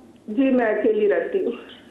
अल्लाह वारिस है, आपने खुद ही कहा, अकेले तो में से कोई भी नहीं रहता अल्लाह पाक। दुनिया में ऐसे रहने के लिए जैसे आप कह रही हैं ना, यूं अकेली हो, वैसे तो अल्लाह का शुक्र है ऊपर वाले का। मेरी दुआ है जी, बीमारी करबला के सदके में अल्लाह पाक आपके बेटे को शिफा कुल्ली अता फरमाए और आपके जो दिल से जो गम है ये दूर हो जाए। बहुत शुक्रिया आपकी कॉल का, मुझे बहुत अच्छा लगा कि आपने वेंट आउट किया। वेंट आउट करना बड़ा ज़रूरी है। बाय द वे गम की भी कुछ खुराकी होती है। जैसे एक बार एक सहाबी रसूल पाक सल्लल्लाहु अलैहि वसल्लम के पास है, तो उन्होंने कहा कि मेरा दिल बहुत गमगीन है और मेरी वालिदा की डेथ हुई है तो मैं इनको बहुत याद करता हूँ। तो रसूल पाक सल्लल्लाहु अलैहि वसल्लम ने कहा, जो यहाँ से पता चलेगा कि मेंटल हेल्थ और ग्रीफ के लिए भी काउंसलिंग कितनी इंपॉर्टेंट है। तो रसूल पाक ने कहा कि तुम ऐसा करो, तुम तलबीना बनाओ, जिसमें जौ का दलिया है और इसमें आप खजूर डालते हैं। तो उन्होंने कहा तुम ये दो, क्योंकि ये दिलों को तस्कीन देता है। साथ में उन्होंने कहा कि तुम किसी तबीब को भी दिखाना। सो उसका मतलब है कि कितनी इंपॉर्टेंस है, ग्रीफ को टाइम देना बड़ा ज़रूरी है। तो वैसे मैं चाहती हूँ, जैसे बहुत से लोग, कुछ लोग मुझे पता है कि लोग आपको कुछ सुकून नहीं दे सकते, फूड तो आई एम श्योर कोई ना कोई ऐसा होगा जो, जैसे मैं कहती हूँ चाय। आप देखिए, क्योंकि कई दफा ना चीज़ों को डिफाइन करना पड़ता है समझने के लिए। बिल्कुल, जो चीज़ें उन्होंने कही वो आपको स्ट्रेंथ भी देती हैं, वो आपके अंदर जो मिनरल कंटेंट होता है आपका कम हो रहा होता है उसको बैलेंस करती हैं। खजूर is like a high potassium high magnesium food, जी, लो ग्लाइसीमिक इंडेक्स। तो वो इवन आपकी खुराक से आपकी जिस्मानी सेहत, मतलब जब आप बीमार होते हैं ना, आप इमोशनली सबसे वीक होते हैं। तो physical health is also connected to happiness. बिल्कुल, क्योंकि जब आप चाको चौबंद हैं, आप चल रहे हैं फिर रहे हैं, आप एक्टिव हैं, तो आप अंदर से खुश रहते हैं। अगर आप बीमार होते हैं तो खुशी इफेक्ट होती है। तो अपना खाना पीना, अपनी से मैं लोगों को कहती हूँ, खुदा का वास्ते एक ही जिस्म अल्लाह ने दिया, इसका ख्याल रखो। हिना जी, ये वाली आपकी बात को मैं आगे कंटिन्यू करती हूँ। न्यूरो साइंस कहती है कि जो सेरोटोनिन है ना, जो हैप्पी हार्मोन है, वो 90% आपके पेट पे ही रिलीज होता है। It's not released in your mind and it's the mind and the gut connection. तो वो आप जितना अच्छा खाएंगे, अच्छे खाने से मुराद ये नहीं है कि हम महंगा खाना खाएं, लेकिन अच्छे खाने से मुराद है कि आपने हेल्दी डाइट ली है। मैं जी पहले इस बारी मैं जरा फ्लेक्स कर लूँ, मुझे अब बनी भाई ये टाइम आ गया हमारा फ्लेक्स करने का। कल हमने गट हेल्थ पे शो किया, तो गट हेल्थ का कितना, आपको गट हेल्थ अच्छी ना हो तो उससे भी आपको पता है आपको डिप्रेशन होती है। वो कहते हैं ना इट्स योर सेकंड ब्रेन। जी। तो मैं मुझे खुद जब आप बात करी ना तो मुझे इतनी खुशी हो रही कि हमने कल इस वाले से बात की है, तो आज ये भी इसको सेकंड कर एक तरीके से। जी कंटिन्यू कीजिए। यस, तो वही जो सेरोटोनिन है, वो हैप्पी केमिकल जो हार्मोन है, वो आपके जो हैप्पी केमिकल है वो आपका रिलीज ही गट में होता है। ठीक है, तो वो गट से मुराद ये नहीं है कि आपने महंगे खाने खा लिए या आपने कोई एक्स्ट्रा ऑर्डिनरी लाविश डाइनिंग करे। No, it's also related to the regularization of your daily patterns ना, कि आप वक्त पे सो रहे हैं, वक्त पे खा रहे हैं, कितना खा रहे हैं, वर्जिश कितनी कर रहे हैं। ग्रैटिट्यूड का मतलब ये नहीं है कि हम जो है ना बस ऑब्वियसली पॉजिटिव चीज़ों पे फोकस करते हैं तो ही ग्रैटिट्यूड आता है, लेकिन ग्रैटिट्यूड की एक पूरी डेली रूटीन होती है जिसको हमें प्रैक्टिकली इम्प्लीमेंट करना होता है। बहुत ज़रूरी है, जो हमारी बॉडी से आउट हो जाती है। क्योंकि ये बड़ा देखना कि आप दिन में तो नहीं सो रहे, आप सारी रात जाग रहे। चौधरी यासीन साहब हमारे साथ मौजूद हैं। जी अस्सलाम वालेकुम जी। वालेकुम सलाम। अभी ठीक ठाक है? अल्लाह का शुक्र, बिल्कुल ठीक। आप ठीक ठाक है? जी मैं डस्का से बोल रहा हूँ, चौधरी यासीन पाल। जी भाई।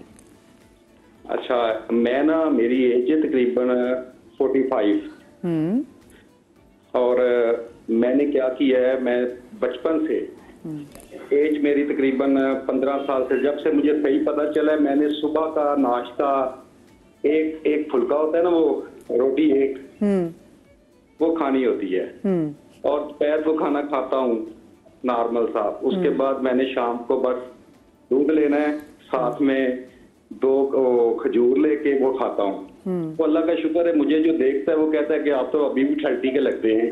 क्या बात है, ये डाइट रिजीम हम आपसे लिखवा लेंगे। तो बंदे क्या करते हैं, वो खाते हैं और देखते ही नहीं, शादियों में जाते हैं तो फिर सेहत तो खराब हो जाती है, लेकिन खुश रहना चाहिए। मेन चीज है खुश बंदे को रहना चाहिए। अब बात तो सही, इंसान को खुश है। जी, आप खुश रहने के लिए क्या करते हैं? खुराक अच्छी रखते हैं? आपके घर में ऐसा कौन सा शख्स है जो आपको सबसे ज्यादा खुशी देता है? Wife, mother. माशाल्लाह, बस अल्लाह। और आपने अपनी एज क्या बताई? 45। आपने अपनी एज क्या बताई? 45। माशाल्लाह से 45। माशाल्लाह भी अल्लाह आपको हमेशा हंसता बसता रखे। और आज तक इंजेक्शन नहीं लगवाया ये सब में। माशाल्लाह। और जनाब अल्लाह पाक जो है ना, वो आपकी बेगम को और आपकी वालदा को आपकी आंखों की ठंडक जो है वो बना के रखे। बहुत शुक्रिया आपकी कॉल का। तो देखा ना, वो वही अपनी रूटीन आवाज में कितनी खुशी थी, वो पता लग रहा था ना, उनकी आवाज, उनके लहजे के उतार चढ़ाव से अंदाजा हो रहा था। आपको शायद करना जल्दी मैं ये कहती कि वो खाने की बात करी ना, कि आप जो भी खाएं वो महंगा ना हो, लेकिन वो साफ सुथरा हो, क्लीन हो। क्लीन से मतलब है कि ओवरली प्रोसेस्ड चीजें ना आप खाएं, वो आपकी बॉडी के ऊपर नेगेटिव इम्पैक्ट डालती हैं। लेकिन जो एक चीज अगेन मैंने सीखी घर में, बेटा सीजन की चीज खाओ। जो सीजन फूड है वो जरूर खाओ, क्योंकि अल्लाह ताला का कुदरत का एक निजाम है। आपको जिस चीज की जिस मौसम में जरूरत होती है अल्लाह ताला खुद प्रोवाइड करते हैं। अब आप सारा साल हर चीज खा रहे हैं, नहीं, ये गर्मियों की चीज है, ये सर्दियों की चीज है, इसकी मिकदार आप इसमें ज्यादा बढ़ा ले, इसमें क्योंकि वो जो बैलेंस है वो भी हम नहीं रख रहे हैं। तो आपने वो भी देखना है कि आप अपने इर्द गिर्द को देखकर नेचर से सीखें। हिना जी, मेरा तो दिल करता है मैं जरा पता करूं फिनलैंड में लोग क्या खाते हैं। जो सबसे ज्यादा दुनिया में खुश रहने वाले लोग फिनलैंड में ही। मैंने कल ही फिनलैंड के वाले से बात की, वहाँ पे पता है कैबिनेट पे सबसे ज्यादा और सबसे ज्यादा की कैबिनेट में खवातीन है फिनलैंड में। मुझे सिर्फ ऐड करना था कि अल्लाह ताला आपको वही प्रोवाइड करता है जो आपके खित्ते के हिसाब से आपके लिए जरूरी होता है। हाँ, तो उनकी डाइट वही है। कोई भी चीज आप पुट्ठी करेंगे, अगेंस्ट द विंड्स करेंगे, फिर आपको उसके रिपोर्कशंस तो फेस करने पड़ेंगे। जब खाना आपके सामने पेश किया जाए तो अक्सर लोग टीवी देख रहे हैं या फोन यूज कर रहे हैं, उसका शुक्र करना और खाने से कनेक्ट होना तो वो भी इम्पैक्ट करता है। तो ये मैंने ऑब्जर्व किया था कि जब हम माइंडफुल ईटिंग करते हैं ना, तो वो एक इम्पोर्टेंट एक और फैक्टर है मुझे। और ओबेसिटी की वजह भी यही है कि आप स्क्रीन के आगे जब खाते हैं तो क्योंकि आपका माइंड आपके खाने से कनेक्ट नहीं हो रहा, आप ओवर ईट करते हैं एंड पीपल बिकम ओबीस। वो प्रोसेसिंग में फर्क आता है। अब बड़े भी देख रहे होते हैं, छोटे भी देख रहे होते हैं। वो हम टेबल पे बैठते हैं, अगेन हमने कल के शो में बात की कि जब डॉक्टर ये बता रहे थे कि फोकस होना कि कल के शो में ऐसा क्या था, हर थोड़ी देर में कल के शो का हवाला दिया जा रहा है। आपको बताऊं, कल का show was about gut health, और गट हेल्थ से इतनी चीजें निकली। आपका डिप्रेशन निकल रहा है, आपकी जितनी दिमागी बीमारी है। और मैं आपको यहाँ एक बात याद दिलाऊं अगेन कि हमने हमेशा सुना है कि ये कहा जाता है कि अगर खुदा ना खास्ता अल्लाह ना करे आप पेट की बीमारी से अगर इस दुनिया से जाते हैं तो आपको शहादत का रुतबा मिलता है। क्योंकि ये सबसे आपका सारा फोकस आपकी कोर जो है, आप सोचे बच्चा कहाँ से पैदा होता है, वो कहाँ होता है, कहाँ से न्यूट्रिशन लेता है, आपका अम्बिलिकल एरिया है ना सारा। बिल्कुल, इट्स योर गट। बिल्कुल बिल्कुल। अच्छा, it's not even only the खाना, द पेन आल्सो। ये है ना कि happiness is a birth right. हमें सिर्फ ये तरीका जानना है। हैप्पीनेस कोई वो गोल नहीं है कि कहीं वो होगा तो हम हैप्पी हो। दुबई में तो मिनिस्ट्री ऑफ हैप्पीनेस है। हाँ, मतलब हमारे हो सकती है मिनिस्ट्री ऑफ हैप्पीनेस। अगर प्लीज हो तो आप मुझे नहीं चाहिए। मुझे हमारी मिनिस्ट्रीज अच्छा काम करना शुरू कर दें, हम हैप्पी हो जाएंगे। ये बात भी अच्छी है। लेकिन हम अपनी भी तो एक इंडिविजुअल मिनिस्ट्री बना सकते हैं ना। Why do we even have to wait कि कोई मिनिस्ट्री आए, हम अपनी मिनिस्ट्री बनाए ना। Happiness is a birth right. सिर्फ राइट को प्रैक्टिस हमें करना नहीं आता। तो जब आप सुबह उठे माइंडफुल उस शुक्र गुजारी के साथ उठे कि अल्लाह पाक ने आपको भरपूर सेहत के साथ जो है ना, आज आपकी आँख खुली है जिसमें आपको कोई दर्द नहीं है, कुछ नहीं है, आपके पास छत है, आपके पास आपने बेहतरीन नींद अपनी की हुई है, आप की बाउल मूवमेंट ठीक है, उसके बाद आप अपनी माइंडफुल ईटिंग करें कि आपके लिए क्या चीज़ सेहत बख्श है, आप अपनी एक्सरसाइज को रेगुलराइज करें, जो आपके लोगों में जो आपके घर में जो कनेक्शंस हैं आप उनके लिए शुक्रगुजारी करें कि अल्हम्दुलिल्लाह मेरे साथ ये तमाम लोग मौजूद हैं। Beat your pet, I have a pet, so I am a cat mom. तो वो जो बच्चे आते हैं ना सुबह सुबह म्याऊ म्याऊ करते हुए, उससे ज्यादा तो खुशी वाली सुबह हो ही नहीं सकती कि सारे बच्चे मौजूद हैं। बस अपनी इंडिविजुअल मिनिस्ट्री है ना, जिसको जहां से भी जो खुशी मिले वो वहां पे उस चीज पे फोकस करना शुरू कर दे। फिर उसमें आपके दिन के जो गोल्स हैं, टीवी पे आना है, किसी की कोई पढ़ाई है, एवरीथिंग। जब आप फिर रात में ये पूरी प्रैक्टिस करके including your exercise and everything and lots of fluid intake, जब आपने ये सारी चीजें कर ली तो अब हैप्पीनेस तो खुद ही अंदर से जनरेट हो जाएगी। अच्छा, ये मैं इसलिए कह रही कि मुझे मिनिस्ट्री ऑफ हैप्पीनेस देने के बारे में कुछ सोचा जाए, क्योंकि भाई जो 2 घंटे होते हैं ना, ऐसे हमारी हम बीमार हो, कुछ भी हो, हम बोलते हैं यार 2 घंटे मैं लोगों को एंटरटेन कर दूं। और यकीन माने, ये मैं बीमार भी हूँ ना, मुझे मेरी मैं कहती हूँ क्यों जा रही हो, पाँव में प्लस्तर है। मैंने कहा मैं जाऊँगी ना 2 घंटे शो करूँगी, मैं ठीक हो जाऊँगी, मैं बिल्कुल ठीक हो जाऊँगी, मेरी तकलीफ कम हो जाएगी, मैं खुश हो जाऊँगी। सो कभी कभी लोगों को खुश कर देना भी आपके लिए बहुत बड़ी एक खुशी होती है। जनाब, मुझे अब जाना ब्रेक की तरफ, कहीं मजा आएगा, ब्रेक के बाद मिलते हैं।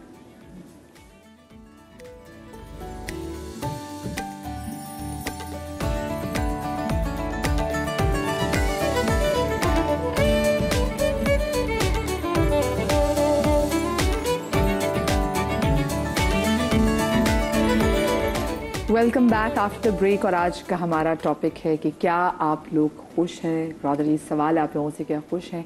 एक सवाल जो मैं आप सब लोगों से पूछना चाहती हूँ, जैसे एक कॉलर के फ़ोन आया था नौशीन का, और वो कहते हैं कि ज़िंदगी जबरे मुसलसल की तरह काटी है, जाने किस जुर्म की पाई है सज़ा याद नहीं। तो कुछ लोगों की ऐसी ज़िंदगी भी हो जाती है।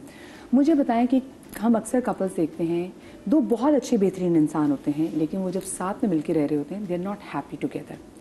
क्योंकि ऑफकोर्स कुछ ऐसे फ्रिक्शंस भी होते हैं, कहीं के रहना मुश्किल भी हो रहा होता है। एट व्हाट टाइम आपको लगता है कि उनको डिसीजन लेना चाहिए या फिर उनको काम करना चाहिए कि नहीं मिल के कोई एक चीज़ ढूंढे जिसपे हम खुश हो जाएं, क्योंकि ऐसे बहुत सारे हमारे आसपास कपल्स हैं जो कि नाखुश हैं लेकिन वो सोसाइटी के प्रेशर की वजह से वो एक साथ रह रहे हैं, but they not happy in their life.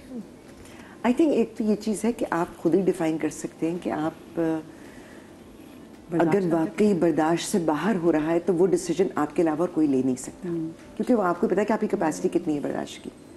दूसरी बात ये कि आई थिंक हमारे अब जिस दुनिया में हम रह रहे हैं ना, बहुत ज़्यादा फोकस सेल्फ पे हो गया, अपने आप पर, खुद ही पर नहीं, अपनी ज़ात पर। मैं कैसा दिख रहा हूँ, मैं कैसा नज़र आ रहा हूँ, मेरी क्या रिक्वायरमेंट है, मेरी बहुत थोड़ी सी सेल्फिशनेस बढ़ गई है लोगों में। किसी हद तक होना नॉर्मल भी है। मुझे लगता है कि जब आप गिवर बनते हैं ना, जब आप किसी की खुशी में खुश होते हैं, उससे ज़्यादा आप खुश होते हैं। तो अगर आप एज ए मैरिड कपल, जो मैंने सीखा अपनी ज़िंदगी में कि बहुत सारी चीज़ें, जैसे छोटी छोटी चीज़ें होती हैं। My husband was a sports buff, मुझे तो कोई मार के पैसे देकर भी कहना कि कोई स्पोर्ट खेलो, मैं नहीं खेल सकती, but I would join him in those. खुशी देती थी। और क्योंकि मुझे लगता था कि जब मैं उनके साथ जाती हूँ और वो पता ही एंजॉयज इट सो मच, वो ज़्यादा जब परफॉर्म करते हैं। होता था। हाँ। मुझे उन स्पोर्ट्स की समझ भी आनी शुरू होगी, मैंने एंजॉय भी करना शुरू कर दिया। मुझे theatre, paintings, exhibitions, you know, इन चीज़ों का शौक था। He started going with me to those events and he said कि now I enjoy it. You know, हम कवालियाँ भी सुनने जा रहे हैं, हम ये भी कर रहे हैं। जिस शख्स को उर्दू नहीं आती वो कवालियाँ सुन रहा है बैठ के। तो आई थिंक जब आप एक दूसरे को देना शुरू करते हैं ना किसी भी रिश्ते में, तो जब दूसरा खुश होता है आपकी छोटी सी कंट्रीब्यूशन से, छोटी सी सैक्रिफाइस से, तो वो भी खुश होता है और आप ज़्यादा खुश होते हैं। जहाँ आप अपने आप को हावी करना शुरू करते हैं, उसका ये मतलब नहीं कि अपने आप को बैक बर्नर पे डाल दें। तो ये दोनों की मुश्तरका एफर्ट है। अगर एक शख्स गिव करता रहेगा, वो ख़त्म हो जाएगा। बिल्कुल बिल्कुल। मैंने एक लाइन पढ़ी थी, that you Mary your unfinished business. तो जो चीज़ें आप रिजॉल्व नहीं करते ना अपने अंदर, वो आपका पार्टनर लेकर आ जाता है, ठीक है। और दोनों लोगों ने उस पर काम करना होता है। यूजुअली जब मैं काउंसलिंग जब आते हैं ना कि आपको मुकम्मल करे, वो वाली बात हो जाएगी कि अगला आपका पार्टनर आपको मुकम्मल कर रहा है। तो अगर कोई शख्स अपने ऊपर वो काम नहीं करा कि अगर मेरे पार्टनर मुझे ये ट्रिगर करा है, तो एक इन्विटेशन है कि मैं अपने अंदर एक बेहतरी लाऊं। लेकिन जैसा आपने कहा कि एक शख्स, मैंने अक्सर देखा है कि एक दे जा रहा है, गिविंग करे जा रहा है, दूसरा उसका एडवांटेज ले रहा है, एक्सप्लॉइट कर रहा है आपकी उस गिविंग स्टेट को। तो मैं भी एक रिलेशनशिप से गुजरी थी और मैं उस नहज पे थी कि मैंने कब लेट गो करना है। तो मेरी थेरेपिस्ट ने कहा कि जब जब पूरा जिस्म थक जाए ना, जब तुम्हारी बॉडी तुम्हें खुद बता देगी कि अब नहीं हो रहा है। तो मैं वो कॉलर की बात कहना चाहूँगी कि जब हमें लगे ना कि ये चीज़ सही नहीं हो रही, तो ये हम पे लाजिम है कि हम अपने आप को ऐसी सिचुएशन से निकालें कि अपने ऊपर जो ये इस्लाम यूज़ करते हैं। और इस्लाम में कहीं ये नहीं है, प्लीज़ आप मुझे इस पे वो ना कीजिएगा कि मधिया के आप सुबह सुबह शो में बातें करें, लेकिन मैं सिर्फ बताना चाह रही हूँ कि हमारे रिलीजन में कहीं नहीं लिखा हुआ कि आप बेसकून और अनहैप्पी लाइफ गुजारें और जुल्म में रह के जिंदगी गुजारें। उसको दे दें कि अल्लाह ताला ने हमें वो ऑप्शन भी अगर दिया है, तो कहा है कि ये वो नापसंदीदा फेल है जिसकी मैं इजाजत दे रहा हूँ, क्योंकि आपको ये नहीं कहा कि आप इतना बर्दाश्त करें कि आप खत्म हो जाएं। जी बिल्कुल बिल्कुल। लेकिन उस खत्म होने से पहले उनको ये समझ लेना बड़ा लाजमी है कि शादी is a team work. Exactly, ठीक है। ये पार्टनरशिप होती है, लाइक टीम वर्क होता है। जैसे कि मैं एग्जांपल दूं, जैसे ये शो है, ये एक टीम वर्क के लिए चल रहा है। हमारे पीछे पूरी पूरी टीम्स बैठी होती है, तो वन मैन शो कहीं से कुछ नहीं होता। लाइकवाइज शादी भी ऐसे ही, और बड़ा खूबसूरत आपका, मुझे लगता है कि शादी नहीं, आप उसको बोलें कंपेनियनशिप। थोड़ा सा जेंजी लगेगा तो समझ में भी बड़ा जल्दी आ जाएगा।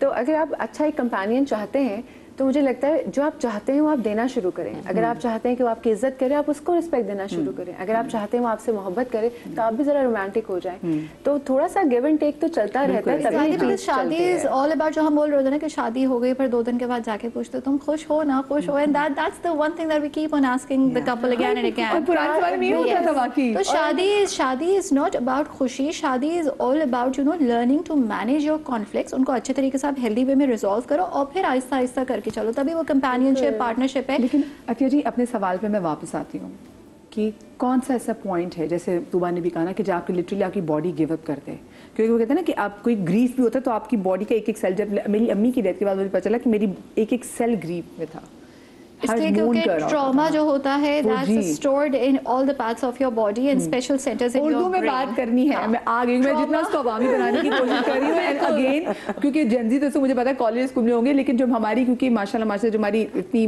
डिफरेंट हमारी ऑडियंस है, डाइवर्स ऑडियंस है, तो सब जरा समझ सकते हैं। ट्रॉमा जो होता है ना आसान अल्फाज में आपके जिस्म के मुख्तलिफ हिस्सों में स्टोर होता है और आपकी मेमोरी में स्टोर होता है। आपकी मेमोरी से वो डिलीट नहीं होने वाला क्योंकि आपका जो माइंड है वो आपको सर्वाइवल मोड पे रख रहा है ना। वो अगर डिलीट कर देगा तो आप आगे कैसे बचोगे।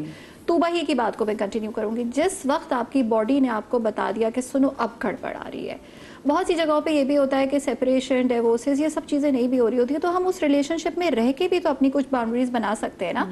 कि जो शख्स आपको जो अब्यूज़ कर रहा है, अल्लाह पाक ने भी तो कहा है ना कि जब बुराई को देखो तो उसको रोको, ठीक है, कहीं पे मुंह से रोको, कहीं पे हाथ से रोको। वो आपने हेल्दी बाउंड्रीज इस्टेब्लिश की। तो आप उसी नौशीन के लिए मैं स्पेशली बोल रही हूँ, उसी रिलेशनशिप में रहते हुए हो सकता है उनके ऐसे हालात ना हो कि उस रिलेशनशिप से निकल सके, ठीक है। बच्चों को जरूर उधर पढ़ाएं। ही रहते हुए जो है वो आपने अपनी हेल्दी बाउंड्रीज बनानी है कि जो शख्स आपके साथ ये सब चीज़ें कर रहा है, आप उसको देख लें कि उसके साथ कुछ जहनी मसला है, वो डिसऑर्डर्ड इंसान है, या समझ ले दिल में कि तो पागल है। एग्जैक्टली आसान अल्फाज में मैं एक्चुअली यही बोल रहा हूँ। यस, और वहाँ पे आपने हेल्दी बाउंड्रीज करनी है कि ये ना समझे, इसकी बातें मेरे ऊपर इफेक्ट ही नहीं कर रही हैं। वो तो इफेक्ट उस वक्त करी ना जब हम मीनिंग अटैच कर रहे हैं। तो जब हम ये देख रहे हैं कि अच्छा ये इतना समझदार आदमी और ये मुझे कह रहा है, तो फिर हमें वो तकलीफ हो रही है ना। किसी बंदे से इमोशनली जब कनेक्टेड होते हो, जब जिससे आप मोहब्बत करते हो, जिससे आप प्यार करते हो, जिससे आप एक्सपेक्टेशन लगाते हो, उसकी बातें आपको ज्यादा हर्ट करती हैं। लेकिन यहाँ पे ये भी हेल्दी बाउंड्री के मोहब्बत करना छोड़ दें, वो भी सीखें। डॉक्टर साहब ऐसी बातें ना करें।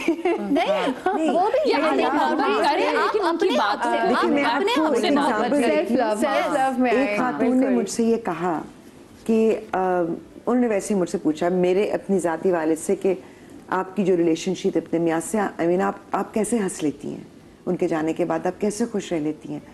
मैंने कहा क्योंकि मैं उस चीज़ की शुक्रगुजार हूँ कि मुझे ऐसी, अल्लाह ने मुझे ऐसा रिश्ता दिया। It's enough for a life time, ठीक है। मुझे वो मेमोरी से खुश रखती हैं, वो शुक्रगुजारी खुश रखती है।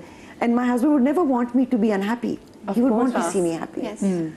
तो उन्होंने मुझे यूं करके देखा तो कहने लगी पता है मेरे मियाँ अगर आज चले जाए ना, मैं आज़ाद हो जाऊंगी। Oh my God, वो कितनी तकलीफ से एक बंदा तो मैंने उनको ये एक्चुअली कहा जो आपने बात कही। मैंने कहा मुझे आप एक बात बताएं, क्या आपके, अब आप दिल को छोड़ दें, आप दिमाग से काम लें, क्या आपके पास इतने वसाइल हैं कि आप उनसे अलग हो सकती हैं और आप मैनेज कर सकती हैं, या आपको लगता है कि आपके लिए पॉसिबिलिटी है, या आप और भी ज़्यादा बिखर जाएंगी, ये भी हो जाएगा ना, मज़ीद बुरे हालात में फंस जाएं। शी सेड नहीं, मैं नहीं कर पाऊंगी। तो मैंने कहा फिर आप अपने आप को इमोशनली डिटैच कर दें, आप एग्जिस्ट करें एक ही स्पेस में, अपनी स्पेस अलग बना लें। तो उन्होंने कुछ अर्से बाद मुझे कहा कि मैंने अपना कमरा अलग कर दिया। बेहतरीन। और अब हम दोनों थोड़े बेहतर हो गए हमारे हालात, क्योंकि हम एक ही घर में रह रहे हैं, हम ज़्यादा हमारे इंटरेक्शन कम होता है, मगर हम एक ही घर में थोड़े से हमारे हालात बेहतर हो गए। अब तो हम कभी कभी बैठ के इकट्ठे टीवी भी देख लेते हैं। हिना जी, मैं आपकी बात को सेकंड करूँ, ऐसे हमने बहुत सारी ख़वातीन को देखा जो लिटरली मैं अपनी दोस्तों की मदर्स को, मैंने कुछ दोस्तों की सासों को लिटरली उनके हस्बैंड की डेथ के बाद अपने लिए ज़िंदगी जीते हुए देखा है। और मैंने देखा वो ज़्यादा अच्छे तरीके से ज़िंदगी गुजारे, उनको होता है कि हमारे हमारे कोई रोक टोक नहीं है। लेकिन दुख पता क्या होता है कि ज़िंदगी के 60 साल के बाद इस औरत ने अपने लिए ज़िंदगी गुजारना शुरू की। और ये स्टडीज़ है, आप पढ़ सकते हैं। स्पाउस में अगर ठीक है बेगम की डेथ हो जाए तो वो जो हस्बैंड है ना, उनके लिए बड़ा एकदम शॉक होता है, क्योंकि वो तो सारी चीज़ें मैनेज करी थी, उसकी ज़िंदगी में तो उसकी कदर नहीं होती, अच्छी बिखर जाते हैं। वो उसके बाद फिर उनका सर्वाइव करना ना ज़रा लंबे अरसे तक, वो कहते हैं 6 मंथ बहुत ज़रूरी है कि आप 6 मंथ तक उनको देखें कि वो 6 मंथ तक ठीक रहें। बंदे कहते हैं ज़्यादा नहीं जी पाते, लेकिन ख़वातीन ज़्यादा जीती हैं। क्यों? क्योंकि बहुत सारी ख़वातीन ने अपनी उस शादीशुदा ज़िंदगी में बड़ी घुटन देखी हुई होती है, और फिर कहीं जैसे आपने बोला ना कि वो आज़ाद हो जाएंगी, तो फिर लेकिन पतला मसला क्या होता है, फिर 60 साल 70 साल में जब आज़ाद खूबसूरत साल तो जा चुके होते हैं। सुनिए, आपको क्या लगता है कि कौन सा ऐसा टाइम है कि जब आपको स्टेप आउट कर जाना चाहिए? मुझे लगता है, अगर मैं अपनी, आपने मुझसे पूछा है तो ज़रूरी नहीं जो मैं बात करूं सब उससे एग्री करें। मुझे लगता है कि गिव अप कहीं नहीं करना चाहिए इंसान को। आपको अगर उस मोहब्बत कहते हैं 2 मरतबा होती है सेम आदमी से, एक जब आपको नई नई मोहब्बत होती है और एक जब आप उसकी अच्छाइयाँ बुराइयाँ हर चीज़ से वाकिफ़ हो जाते हैं, बखूबी वाकिफ़ हो जाते हैं।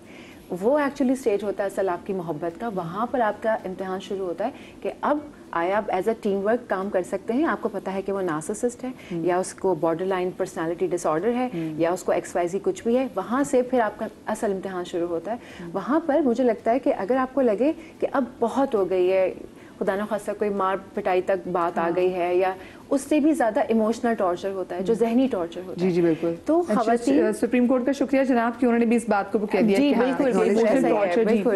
का वो काम बहुत ज़्यादा वो ट्रॉमेटिक होता है, जो इमोशनल टॉर्चर होता है। लेकिन मुझे ऐसा लगता है कि अगर जैसे आपने कहा कि वो खातून ज़िंदगी नहीं गुजार सकती हैं अकेले, फाइनेंशियली डिपेंडेंट, जाहिर सी बात है खवातीन अपने हस्बैंड पर होती हैं। बहुत सारे लोगों के अपने वो नहीं होते, पेरेंट्स नहीं होते कि अगर मैं डिवोर्स ले लूँ तो मैं कहाँ जाऊँ, भाई के जाके बर्तन धोऊंगी, मैं क्या करूँ, बच्चे हैं, कुछ तो अगर ऐसी जिम्मेदारियां हैं। ज़रूरत है आपकी कि आपको उस शख्स के साथ रहना ही है, तो आपको सबसे पहले आर्ट ऑफ डिटैचमेंट सीख लेना चाहिए।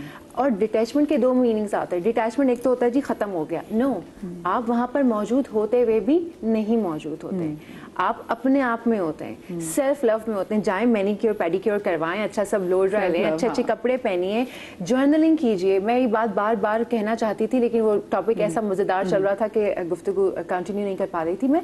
लेकिन ये जो जर्नलिंग है, आप लिखना शुरू कर दीजिए। अगर आपको लगता है कि मैं बात नहीं, क्योंकि बहुत सारे लोग होते हैं जो Narrative introvert mind होते भी हैं, आती है। वो कहते हैं कि नहीं, अगर मैंने ये बात बता दी पता नहीं क्या सोचेगा, मुझे जज करेगा। बहुत सारी बातें आपके दिमाग में आती हैं। आप लिखना शुरू कर दें, आप लिखें, आप जो चाहती हैं आप लिखें, उसके अंदर जर्नलिंग करें और बहुत सारी अफर्मेशंस करना सीखें। कहते हैं अमल का दारोमदार नियतों पर है, तो ये दुनिया नियत पर ही कायम है। जो आप नियत करेंगे वही आपके अंदर से वाइब्स और फ्रीक्वेंसीज निकलेंगी और कायनात अकॉर्डिंगली काम करना शुरू कर देती है।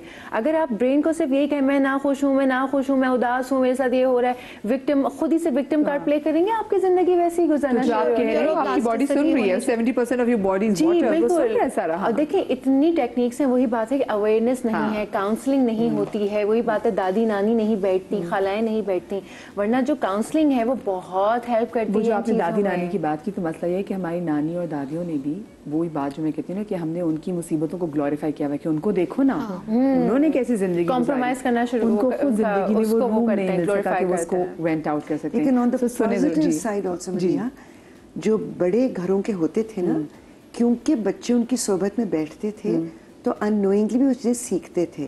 जैसे मुझे मेरी बहन कहती है कि ये घर में छोटी थी तो इसमें वो गलतियां नहीं की जो हमने की, क्योंकि जो हमारी गलतियों के बारे में वो सुन सीख के रही इसने थी। कहा मैं ये नहीं करूंगी। हाँ, वो सीख रहे थे। चले जी, मेरे पास वक्त जो है वो अब दामने वक्त में गुंजाइश बहुत ही कम थी और आज का टॉपिक ऐसा था, जब भी किसी से मिला करे ना उसको अच्छी से जफ्फी डाल के अपने दोस्त से तो पूछा करे खुश हो, और अगर वो नहीं बताए ना वो खुश नहीं तो बताया ना कुछ भी कर लो ना, मैं खड़ी हूँ, ठीक है ना, परेशान नहीं होना। ये जुमला लोगों के लिए ना एज अ मेरिकल काम करता है। लोग इमोशनली थोड़ी बहुत बैकअप मिल जाती है कि चलो यार इधर चीज़ें अच्छी नहीं है, ये तो है ना मेरे लिए दोस्त खड़ी है।